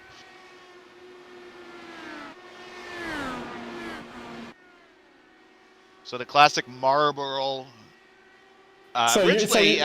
You're saying that was Fittipaldi is what you're saying that one is, though, right? I'm going to go ahead and say it's Fittipaldi, although Mears drove it, Alan Jr. drove it, Paul Tracy drove it. One of the people you don't know that really drove it, Al Unser Sr. drove it. The very first time it made its appearance in the IndyCar and in the 500, it was Al Unser Sr. For the longest time, it was run by Patrick Racing, and it was being funded partially by Penske. And then when Patrick kind of folded, and they didn't really fold per se, they was just purchased, had their assets purchased by Ganassi. Then the Fittipaldi-Penske relationship became a thing, and that's how Fittipaldi moved over to Penske. So one thing developing on the track really quickly, though, is Forsyth is having to deal with Hayden Herman here, who is lap traffic. By the way, Gary, I don't know if you saw, but unfortunately, I believe Patrick passed away earlier this week. Just a few days back. Yeah, he was 91, I believe. So, yeah, classic IndyCar team owner. Let's see, had at least one Indy 500 win with John Cock in that close race with Mears in '82. Won the Michigan 500 with Scott Pruitt. Huh? They were Gary? The factory team for Firestone when they came back. So for a while they were one of the few teams that could actually take it to Penske on a regular basis. That's right. So I thought that the '89 was a Pat Patrick, but is that a Penske? Was that a Penske car? No, that was Pat Patrick in '89. Okay. I'll go back and look. That I meant Pat Patrick. As the leader is coming up on Angelo Espo, Espo takes the high line into turn 1.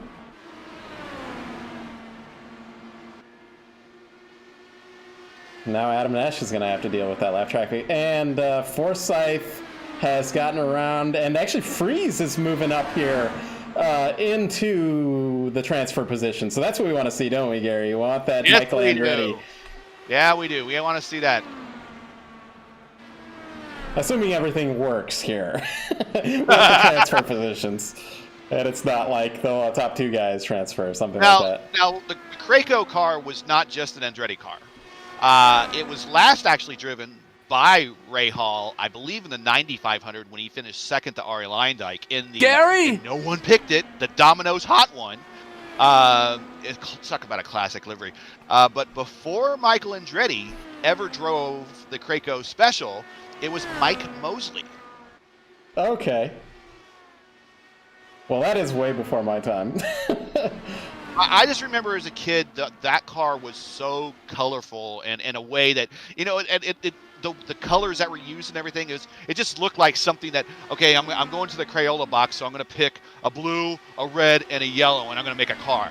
That's kind of what the Craco cars kind of reminded me of as a kid. It's just like, there's no fancy lines or anything, no flames, no chrome, just what I would draw as a kid. And I think that's probably why a lot of folks like that car. Is just, it's simplistic, but it's also very eye-catching.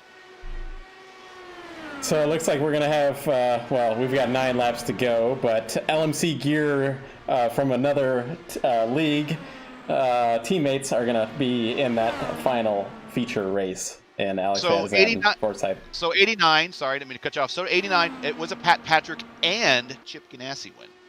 Interesting. That had to have been some really early Chip Ganassi.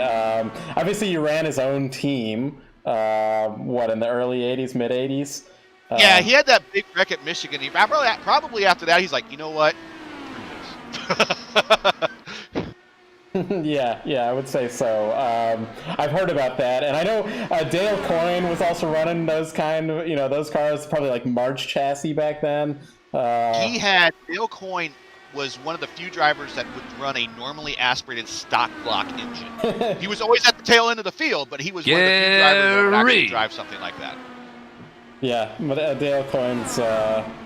And I remember reading an article recently about how with those cars, because there weren't like regulations like we have now, where they could just kind of like produce their own little wings and everything like that with, just moving aluminum around, something like that, and fabricating their own stuff. Not quite what they can do these days. You have to have it was as late as the mid 90s where, you still had teams like Penske, Gallus Racing, Menards did their own engines for a while and effectively did their own chassis with that Lolo that looked pregnant. But as early as the late, or as late as the late mid 90s, teams could have some of that innovation. They could put them in the cars. But now it's just pretty much Dallara chassis. Yeah. Pick your engine, Firestone tires. Yeah, they can do their own dampers, but that's hidden underneath inside the chassis there. I remember a moment in the IRL where they were able to, they really opened things up and they were able to do their mirrors. So that was those sneaky guys. Yeah, and there was apparently a lot of money spent on those mirrors. As actually Blanton is coming under pressure here from Adam Nash right at the end here. Well, Freeze looks like he is in a good spot. Forsyth looks like Nash, Nash tried to go low, but did not work out. Yeah, he's gonna just discretion, valor. You're gonna advance. Take it while you can, and that's that. 30 laps said and done. Well, good luck to everybody watching out there that were watching this one, and we'll have our Blanton, Nash, Forsyth, and Freeze will move on with you guys, and good luck with your 70 lapper. Or is it 75 laps? To go back to our graphic.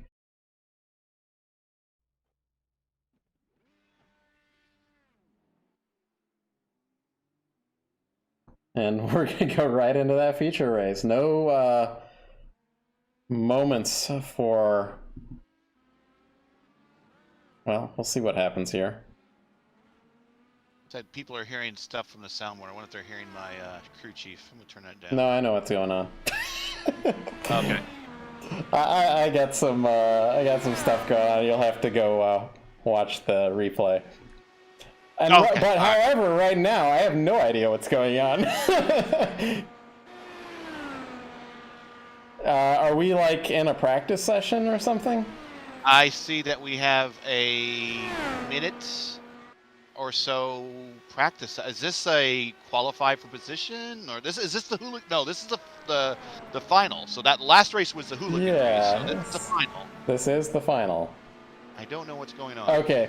And Min say there's a 2-minute warm up. So let's get a word from our sponsor here real quick. Good call. There's two types of drivers out there. Drivers who know how to protect their investment and drivers who don't. Car owners who know how to get more miles per gallon and owners who don't. We're talking people who know their Schaeffer and people who don't. Which one are you? From cars to trucks to diesel workhorses, whatever you drive, there's a Schaeffer synthetic oil for you. Do you know your Schaeffer? Ask for it at an automotive retailer near you. Ever since I've switched to Schaeffer's oil, I've never had a reason to even try anything else. And that's one thing that I'm proud about, is the fact that I can't tell you how good something else is, because I know how good Schaeffer's oil is. My engine builders, Tony and Glenn Clements, have said about the oil we run. They've told us that out of all the motors that they get and rebuild every year, ours looks the best, and a lot of that has to do with the oil that we run. One of the things that I love about Schaeffer's oil is the fact that all of their reps are out in the field and at the racetracks with us, seeing what all the racers need, seeing what ideas we have or anything that we can improve on. And you just can't beat the customer service of having a rep for, you know, one of the main components of our race team, whether it's at our engine oil, transmission fluid, rear end oil, having somebody there that represents that brand and also gives us the support and also the knowledge that we need to be making the right calls and just helping us out with our entire racing program. It means a lot to our race team to have that. My name's Chris Ferguson, and I drive the number 22 dirt late model. I've been using Schaeffer's oil racing products since 2009. I absolutely have no doubt that we're using the best products that is possible for dirt late model racing.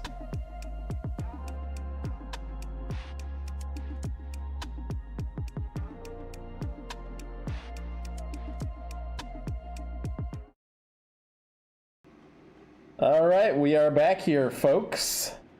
Shane Coogan's going to be starting first, followed by Isidro, Alex Van de Zandt, Caleb Bensi in 4th position, our championship leader. Dakota DeMade in 5th, Wes Shire in 6th. Julian Altina. What's that? We talked about that too. Wes, I'm sorry, man. Yeah. We don't even know which one it is at this point. And now I've got the grid was stuck on there for a moment. I didn't even want to go through the grid. You're at Altina next. Okay, Tyler Coogan in 8th, Garrison Hogan in 9th, Matthew Cosgrove in 10th, Mark Johnson in 11th, Michael Berry in 12th. I know there's a little bit of an issue with his livery apparently if I refresh them, but I don't want to do that on the broadcast. So Dylan Blanton in 13th. You could do that on your end, though, Gary. 14th is Adam Nash. Craig Forsyth's going to be in 15th. And John Freeze. Good going to be in that final position. So we will have cautions here, folks. We're going to go for 75 laps. This is like a short, fixed setup race here. It's going to be a regular race. Yeah, so the message I have from you, it's Shire. So That's I don't correct. know. Yeah, okay. We were talking about butchering names, and we've been doing that for Wes for a while, so apologies. But Well, I've been doing it all season, but you were saying it correctly. But I was telling Matt here that I was in a race last night, and I've heard my name called many things, but this is the worst butchering I've ever heard, and I'm 46 years old. I've heard it many ways. He called me Gados. I don't know how you do that, but we're coming to green, coming to green. Coogan's going to bring us down. And so far, so good. So far, so good. Whoa, Julian right down there on the apron. Of Dakota. I'm sure Dakota appreciates that. Well, and if Alex doesn't look out, Julian's going to do the same to him. Yeah. Some action, almost 4 wide for a moment, almost. That's a great thing about the track. You can do that, but I don't want to be. You could do that. It's good to see it. I don't want to be in it. No, exactly. I don't want to be part of that either. Julian had to check up a little bit there. Coming out of turn 4, now into turn 1. Shane Coogan leads. He's checked out about a half a second over Isidro. Bensie's in 3rd. Shane's going to be driving for me in the TI Triple Crown races. I saw that. Excited about that. Shane's doing, looks like full-time anyway, over in that TI series as well. Yeah, good to see him and his brother Tyler. Now, we've got some... Well, one car, I think that was Barry looking inside, but he thinks wiser of it. Got a good battle back here for Bensie Hogan and Van de Sant. And go back up to the front. I want to look at that. Kind of some different lines going there between Hogan. So Hogan's the one that's kind of... he wants to start at the back of these races, but tonight, obviously, that's not the strategy to go with, because there's not much. Oh, as he brushes the wall, I don't know if that's. I think he did. Yeah, he did. Yeah, I think he's off the pace now. The long game, yeah, it's tough to play the long game. I played the long game in the PM18 race, and I just got lucky there. But the long game is not a great strategy to play in these. I'm going to go back up to second place. We got second place. Bensie's knocking on the door of John Cock there. Oh, okay, yeah, you're right. I thought it was Isidro looking at Coogan, but you're right. It's Bensie on Isidro. Yeah, you can't play for the long game in these particular races. You gotta go. You gotta, and there's a couple drivers in this race that I know of that it fits their strategy. Julian, big Altina there. That's his strategy. Go. Yeah, I think as Dakota's going inside of Hogan for that sixth spot. I think in that PM18, the turbo race earlier, you kind of knew that was going to be a pack race, so you know that... Whoa! Sorry, Isidro loose off of 4. Oh, wow. Bensie's going to take advantage of that and take over the P2 spot. But I was going to say that the pack race of that PM18, the turbo series, you knew there was going to be a big one at some point in time, or you could bet on it anyway. Van de Zandt's also going to go inside of Isidro. Van de Zandt's making some good progress in this championship, so this race is really important for him as well. Had a really unlucky first couple runs, but he's making it happen now as Altina's also going around Isidro. It's not right with Isidro. I don't know if he brushed the wall. I think he brushed the wall, yep. Banged tires with somebody, but now he is... let me look at. Dakota really sent one in low there. Wasn't quite there to make it happen. He's going to have to think about that a little bit longer. But I think it's just a matter of time here. Yeah. Isidro 18.6 to Made 18.2. Oh, There's a big chop on he is not. If I'm in that cockpit, I am not happy right now, and I'm going to full send it. And there it is really, really close. And while they're doing that side by side, Hogan and the rest of the field is catching up. Yeah, let's go they're on getting board. popped up. We had some contact there, and we've got one guy. Okay, somebody on the apron. That's Barry. 3 wide for a moment. Yeah, that's not where you want to be 3 wide. No. I'm surprised they all kept it going straight there. At this point, Isidro might want to think about pitting. I don't know. He's trying to hope for that caution to come where he can probably make the dive and get the repair, but he is at least a tenth off the pace, if not more, than everyone behind him, and they're just stacking up right now, queuing up. He's trying. He was trying to defend a little bit there. Yeah, he was defending really hard against Dakota there.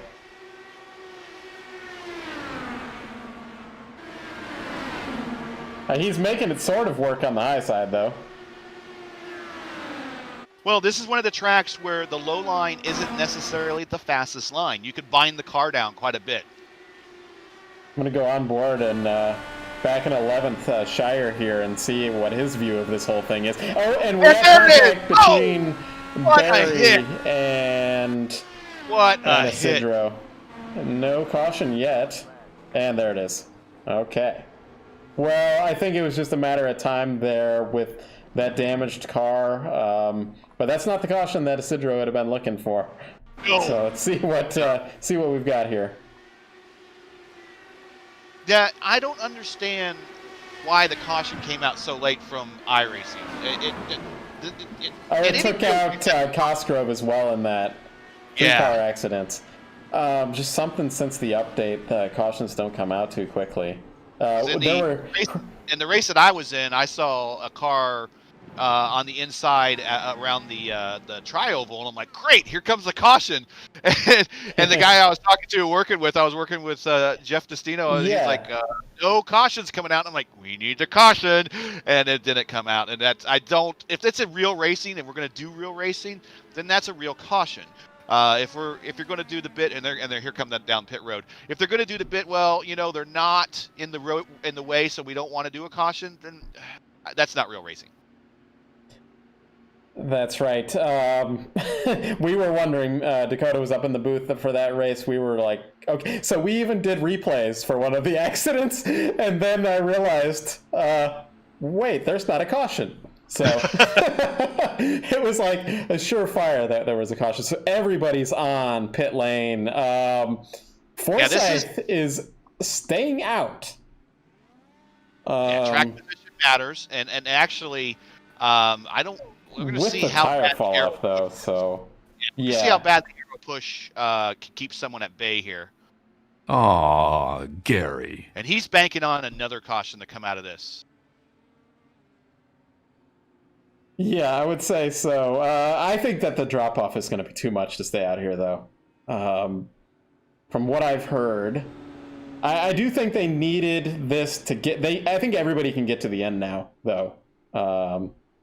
Everybody that pit, anyway. But Forsyth, his tires... the tire drop-off, from what I heard, was like a second after 30 laps. So...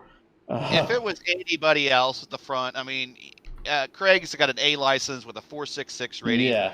I would feel confident behind this guy. If it was somebody up there with a C license or something, and they're just wanting to get in front so they can, hey, I led some laps and I was on a stream in the Reddit league or whatever, I would be like, can somebody get this guy to wave around or something? I don't know, but yeah.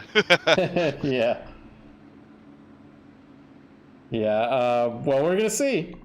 We're going to see how Shane Coogan handles this. Yeah, this is exactly. I was getting ready to say, this is the first time Coogan's been really behind anybody all night long, including his heat race. So we'll see how that shakes out. That's right. We'll see.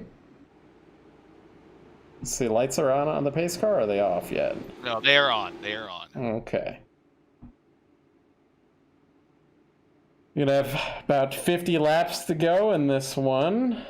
When everything comes back. So it's Cosgrove. Yeah, everybody's... No, Cosgrove's coming back out. Barry's back out. Even Isidro, everybody's coming back out from that pretty bad crash. Their car might not. They're going to figure it out when it comes back to speed. Oh, are we? Maybe we have fast repairs on. I don't know. Remember No, saying that was a long pit stop, so there wasn't fast repair. So what they're just trying to do is make one more lap than the next guy, so they can finish a little bit higher than them in the standings. And then parking. That's yeah. And you never know. Point racing right there. You never know if cautions breed cautions. Well, they do, but yeah. Well, I mean, I would say in that PM18 race, yes, but maybe in this one not so much, just because the aero wash is pretty major. We did it. So you know how Gateway was previously, Gary, but last week we ran a Gateway race with full length, 250 laps at Gateway. It was totally different than anything we'd driven before at Gateway. It was. Yeah, I heard was that a specialized setup, or was that yeah, it was what they call a specialized Big Al Tenna setup. Ah, okay. Yeah, I heard it was better to put on a pair of ice skates. This is correct. I unfortunately brushed the wall really early, but I still finished the race. It was painful, though. 250 laps, and I probably drove around 200 to 250 laps, about a second off the pace. So that was not fun. But in order to finish first, you first must finish. So anytime you can finish a race, that's a good thing. And again, there was no cautions in that race. Oh, that's unfortunate. Yeah, it was like one or two in the whole race. So. Coming to the green, everybody in that defensive position. See if Craig has any wheel spin with his hot tires out here, although they should have cooled down at this point. So what he's going to try to do is once he takes that green, well, he got a great jump. Dakota looking low on Julian. Yeah, wow, Julian he got a good low on Bensi as well. I thought, oh, here it is, right there. It didn't even last a lap. Yeah, now they're all working together. Oh, and Garrison Hogan going around Altena there. Julian, way up high. Way up high. I thought Hogan might be running it up into the wall.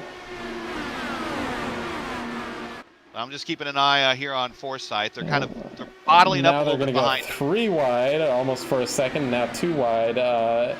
Julian underneath Altena, but that low line just not working.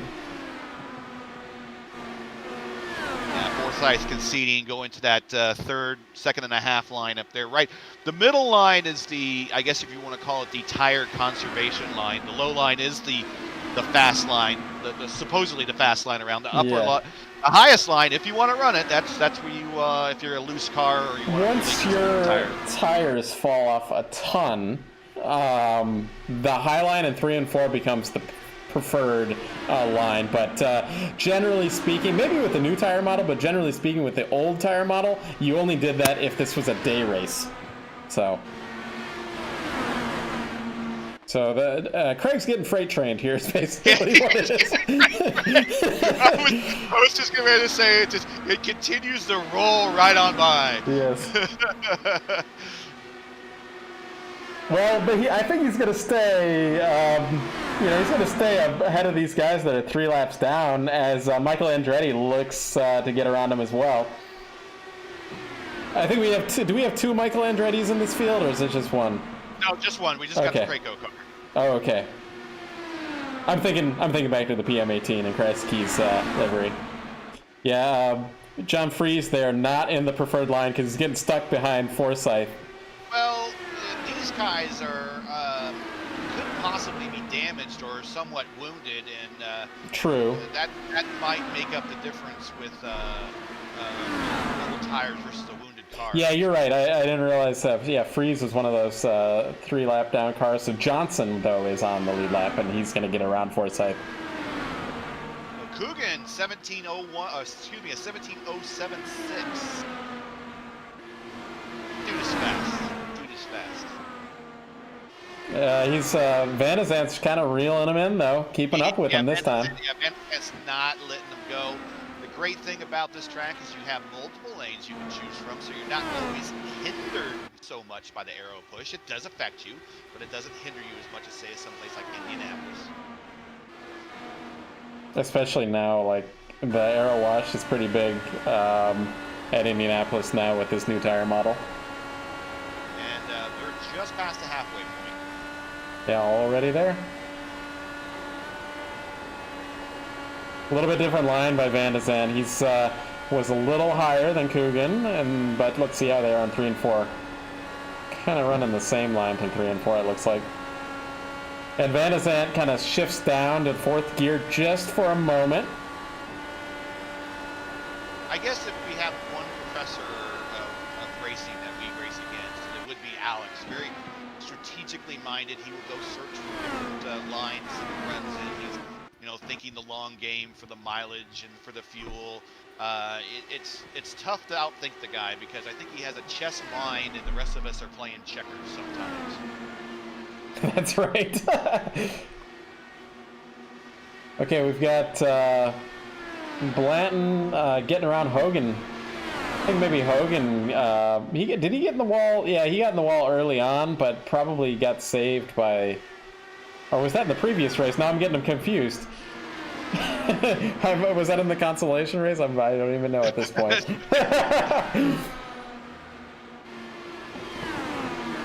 But anyway, yeah. Oh, now he definitely hit it there. Did Hogan, coming off of 4. Johnson's gonna make his way around him. Or if he can, he hasn't quite made it. And just about everyone's spaced out by about a half second or so, give or take. Closest is Big Al. It looks like Tyler Coogan on Adam Nash, only 3/10 back, so that's closest.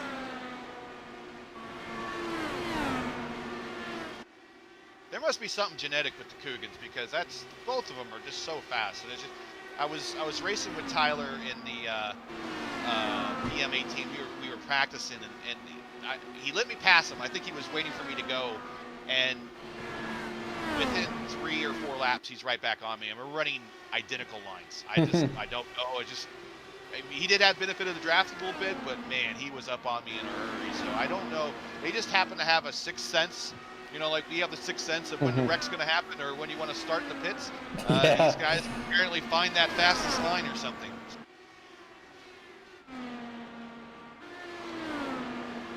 Yeah, so Alex has dropped back a little bit from Shane now.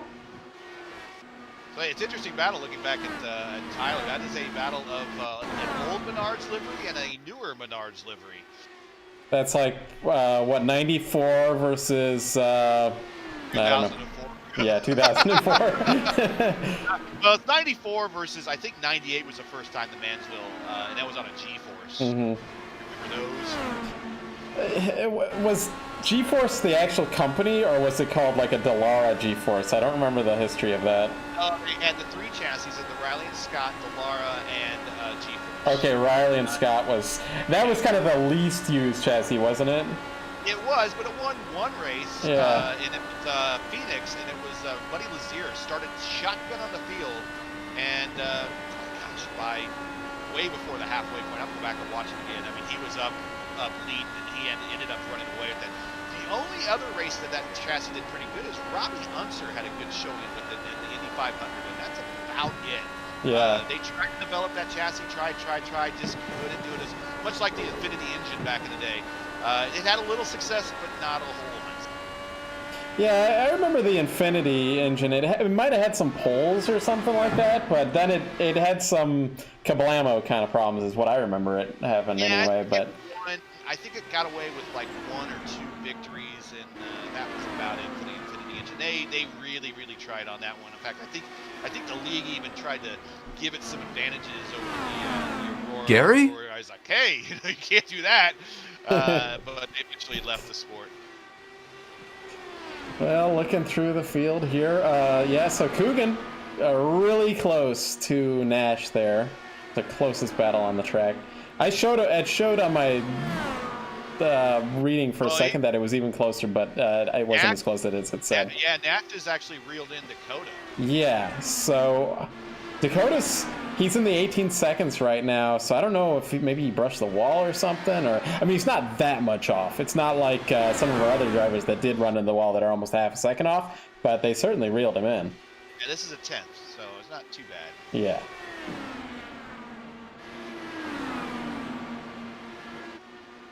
And these drivers have been on these tires for 30 laps. So Shane Coogan's best lap was a 29 second, and his last lap was a 17.9, so almost a second off. A quick question from the chat room is, did G-Force become Panos? Yeah, I think that's exactly what happened. They became the Panos, but it's still, obviously, a survival of the fittest. Dallara is still around. Yeah.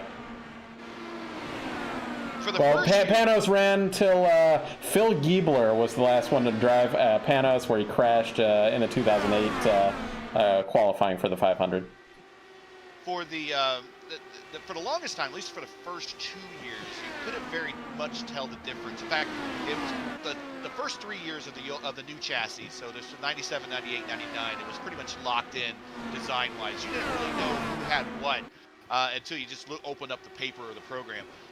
It was eventually the Dallaras and the G-Forces started to have slight differences cosmetically. You could eventually tell the difference between the two. And a lot of it had to do with just the offhand was with the airbox over the driver's head. One was more round, one was more triangular.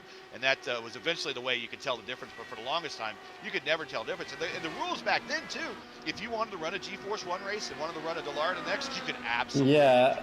There was one year where the Penske's ran both different chassis. I think Jill DeFerrin and Castro Neves had different chassis in a race. That might have been Phoenix, where they did their first kind of dry run pre-Indianapolis. Mm-hmm. They were probably some I think you're right. Just something totally Penske would do. Yeah. But I know Menard, Team Menard, they would often experiment. Oh, Dakota almost up into the wall. They would experiment between doing like a G1 was better at the short ovals versus the super speedways or intermediate. And that Team Menard was the first to kind of capitalize on that. So Nash is taking a look on the inside of Mitzi. Yeah. Dakota. Well, sorry. Nash looking on Dakota. The last thing I wanted to say is that the last Dallara of the naturally aspirated era, it looked like a lawn dart to me. So that's the last I'll say about that. They do. Looks like Dakota might have, I don't know, corrected his line there in the last lap. Knows he's coming under pressure from Nash. Yeah, and it's a little bit of eat my wash type bit. Yeah. I'm going to go where you are, and you're going to have to try to navigate your way to it. But if you look, I mean, while Nash is a half lane lower, certainly through 3 and 4, where he's at least getting air. But he's going to be using up his tires, and I see Coogan's running a little bit higher. Trying to see what he can do. Well, the laps are ticking off here. They are. So are these guys good to go? They're good. I think they're good to go. Forsyth is the only one that wouldn't have been good to go. Well, he's back in 13th. They might not want to. Would ideally like to stop for tires, but they're not going to do that. They're begging for those right now. Here comes Snap on the low side. Drives it low, but Dakota has a better drive off that corner. High line. Yep, but here, third turns 1 and 2, they're just completely different. I don't know if have you driven this as Coogan's going outside. Have you driven in the IR18 at Iowa, Jerry? Not on the new tire. Okay, it is quite a bit different than that PM18, where the tires fall off and you really do have to find different lines. So Coogan is the one that capitalized on that. Nash just had to get out of it. Now we'll see if Coogan can get around Dakota. Meanwhile, other Coogan, Shane, is leading this race with only 9 laps to go, maybe 8 laps to go. It's ticking down, 9 laps to go.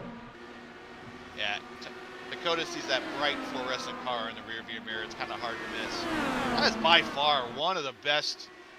I mean, like I said, fluorescent colors do not translate well over a computer, and that is spot freaking on right there. Yeah, I like it.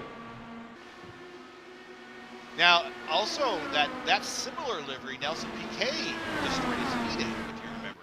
Oh yes, that's correct. He had a very similar one. That would have been in the Buick engine. It was what, 92? Yeah, he went nose cone first. Yeah, that's a bad one. Wall, and that was his first attempt. He was a rookie at Indianapolis, and we're talking a former veteran Formula One driver. I don't think he ever got another shot. Oh, he did. He came back in ~93. Good. He might have been a little shorter that year. But he again had, I think, like Kenny Bernstein was the owner, but he had turbo issues and he dropped out like really at the beginning of the race. 93, so Bernstein still, that would have been the Budweiser one. Yeah, I believe so. Yeah. At least with Budweiser was the primary sponsor. But yeah, I'm surprised PK would be driving. You'd think he'd get a top drive, you know? 3-time Formula One champion. As Coogan gets around Dakota. But then I just said he got around it, but then Dakota comes back on the high side. 4 laps to go. 3 laps to go. This, but I definitely want to give brother Shane. That's right. He made short work of Forsyth. He's kind of run away. I want to say he's owned the night. Alex has had a moment here and has dropped from 2nd to 4th. Uh-oh. And he's coming in, it's going to have Dakota coming in on him. He's like a second off the pace at the moment. He weaves. Got another one up the wall. Shane got by one. Dakota's going inside. Final lap. They're going to get around him. Dakota's going to go into 4th. It looks like Nash is going to get around. Coogan, Tyler Coogan, I think, had an issue. But Shane is going to win this race. Caleb Bensey's going to be 2nd. Big Al Tenna going to finish in 3rd. Dakota DeMaid's going to finish in 4th. So Van de Zandt. Is your Kenny Omega winning the main event tonight? I was going to say Van de Zandt finished 5th, but Adam Nash has finished 5th. Yeah, snuck by right there at the end. And Victory Donuts. Woo! Brother. Are we doing a bunch of donuts out here tonight? Yeah, it looks like... I don't know who else is doing donuts because I'm focusing on Shane, but we'll be getting some interviews with these podium finishers. No more switching off who finished where for us on the feature race. So let's go check out the Discord and see if anybody's coming by, but I'll be right back. I'll set this up.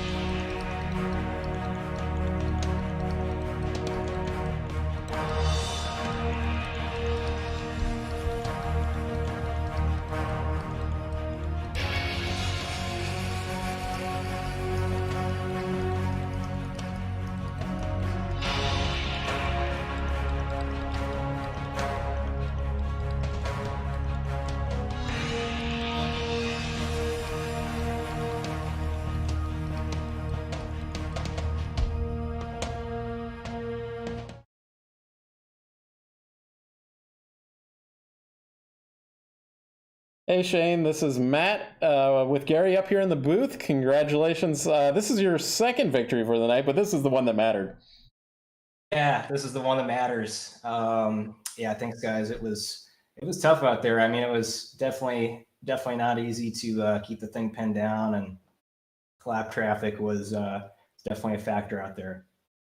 Yeah, you had to deal with everybody pitting during that caution. Craig Forsyth staying out, but it looked like you made short work of him. But were you a little bit worried about that with the aero wash, or do you think you had him?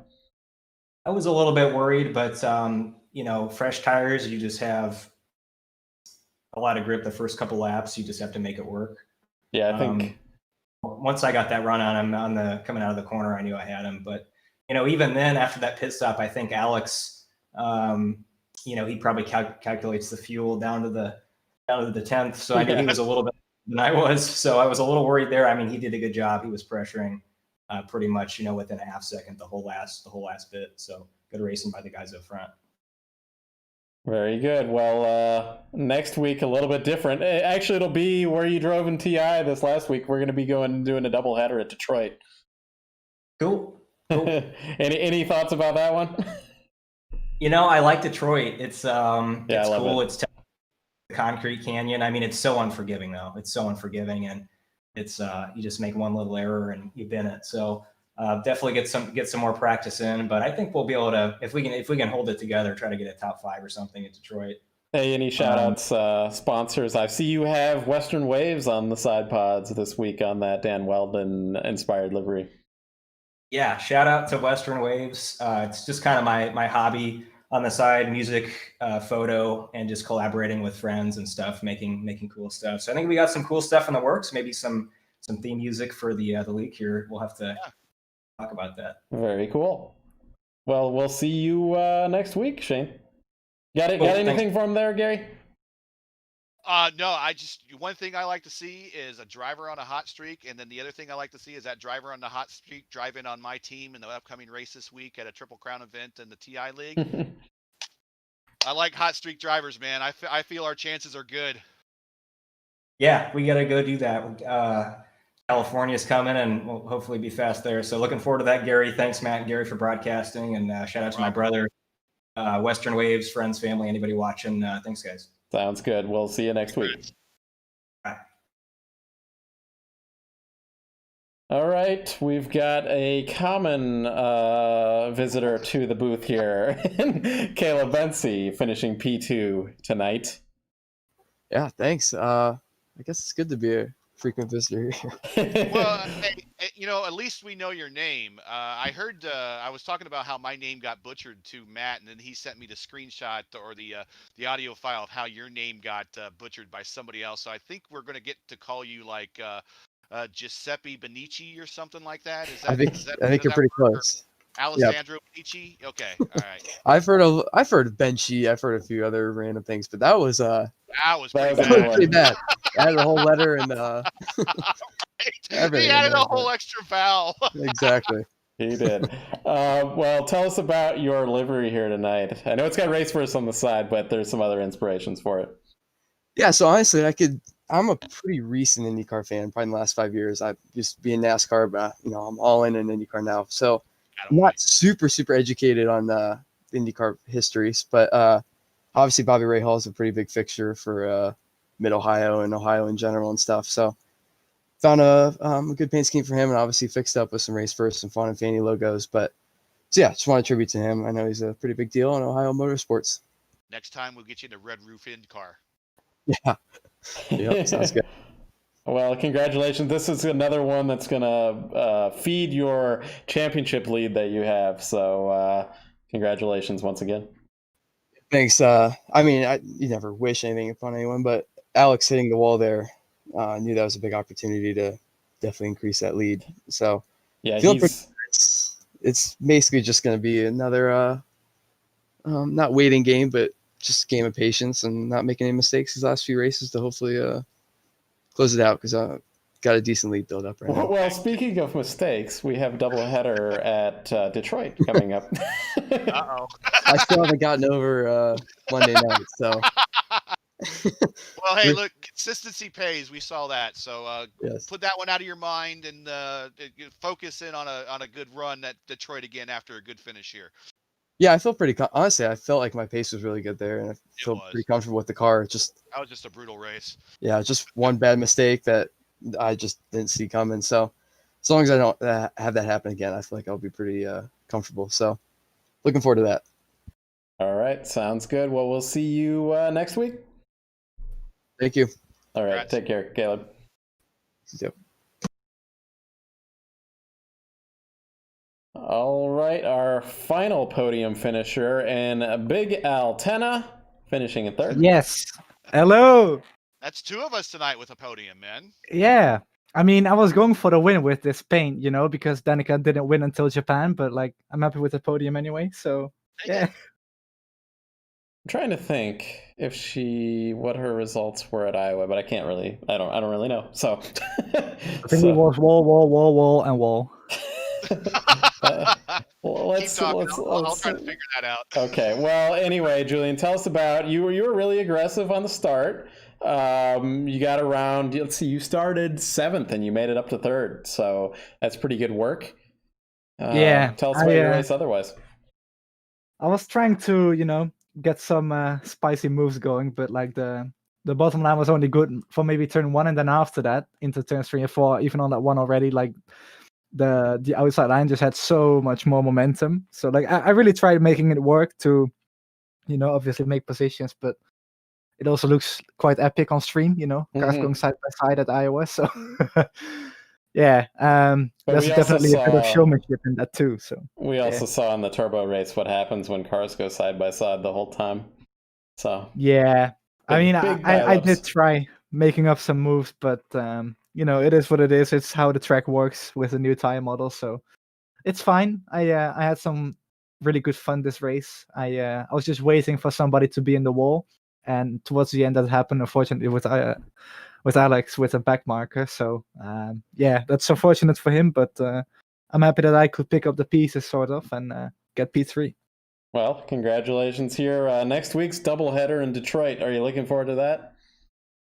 I don't know if I will be looking forward to that yet because I might have school, but we'll see. If I can race, I am looking forward to the chaos. Let's say that. Yes, we love the chaos. We're going to be looking forward to broadcasting that. Yes, hopefully I don't, hit a certain red car under the brakes. Yeah, this is true. Yep. Yeah, but we'll see next week what happens. All right. Well, good run tonight there, Julian. Yep. Thank you. All right. Take care. Enjoy school tomorrow. Thank you, man. All right. See you. It's gonna be painful. See you, man. Danica finished 13th, 6th, 9th, 10th, and 10th again. And that was her last start was in 2011. So it's a mediocre career there. So actually, Julian did pretty good, all things considered. So I'm going to do a run through of the final standings here, if I can, if it comes up. Yeah. I had it up and then it disappeared on me. Okay. I do have it. Okay, I have it now. You want to run through it, Gary? Sure. Let's start at the bottom of this. We're going to do the feature. Michael Berry finishes 16th. Matthew Cosgrove in 15th. Nicholas Isidro, after starting up front, had a little wall action there, and it looks like it may have had a little damage, caused some incidents. Fortunately, had a rough day and finished 14th. 13th is Tyler Coogan. So I don't know what happened there. We were watching him up. Yeah, he had some issue. I saw. Yeah, had some bad fortune there. Forsyth, my understanding, listen to Forsyth on the radio as he going off as I was closing the session. No pit stops and ran out of fuel coming out of turn 4. So finished 12th, started 15th. Not much of a gain, but a good shot. I like gamblers. John Freeze finishes 11th. We're cracking the top 10. Garrison Hogan in 10th. Dylan Blanton in 9th, 1 lap down. All these guys, starting from 8th place, Mark Johnson on up on the lead lap. Mark Johnson finished 8th. Wes Shire finished 7th after starting 6th. Alex Vanessant, looks like he had a little incident with the wall that we might have caught. Went from 3rd to 6th. He finished there struggling, but brought it home nevertheless. 5th place, your top 5, Adam Nash. 4th place, our man Dakota Maid. And then your podium, Julian Big Al Tenna for 3rd place. Caleb Benici in 2nd place. And my man, Shane Coogan, top spot on the podium. Pretty much a dominant night in the Dan Weldon Western Waves car. With a little bit of red flare on it. And a little bit of red flare. But it works. Started first, finished first, and led 71 of the 75 laps. And had the fastest lap of the race. Almost the Grand Slam. Almost, and obviously he had one of the victories in the heats as well. So Yes, good night for him. So that's all for us tonight. We'll be back here. I'll be back here tomorrow for a BMW race, but we'll be back here for the Schaeffer's Turbo and Schaeffer's Cup. IndyCar at Detroit doubleheaders. It'll be triple header really, because we're doing PM18s and then a doubleheader IndyCar race. So look forward to having you then. I'll be here, and thanks for watching. Everybody stay safe and healthy. Thanks for having me, and I'm looking forward to the TI race at Detroit was brutal, so hopefully this was going to be a little bit better. But I'm not going to be in that P&A race. I'll tell you that for sure. But thanks for having me here, and thanks for everybody watching at home. Hope you enjoyed it. All right, sounds good. Thanks, Gary. See everybody next week.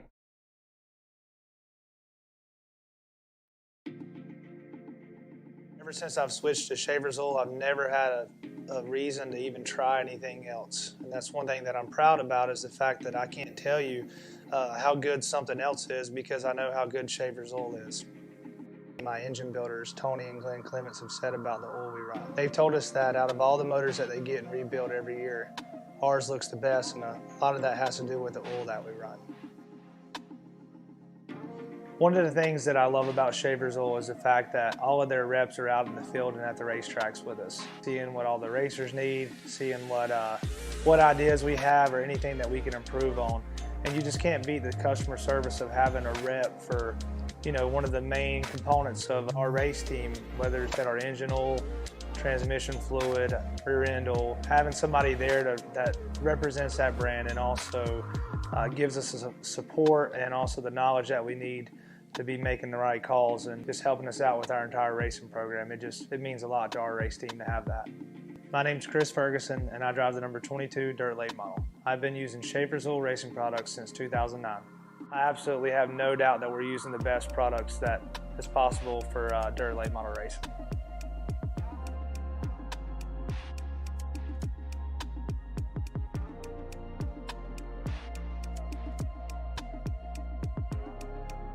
There's two types of drivers out there.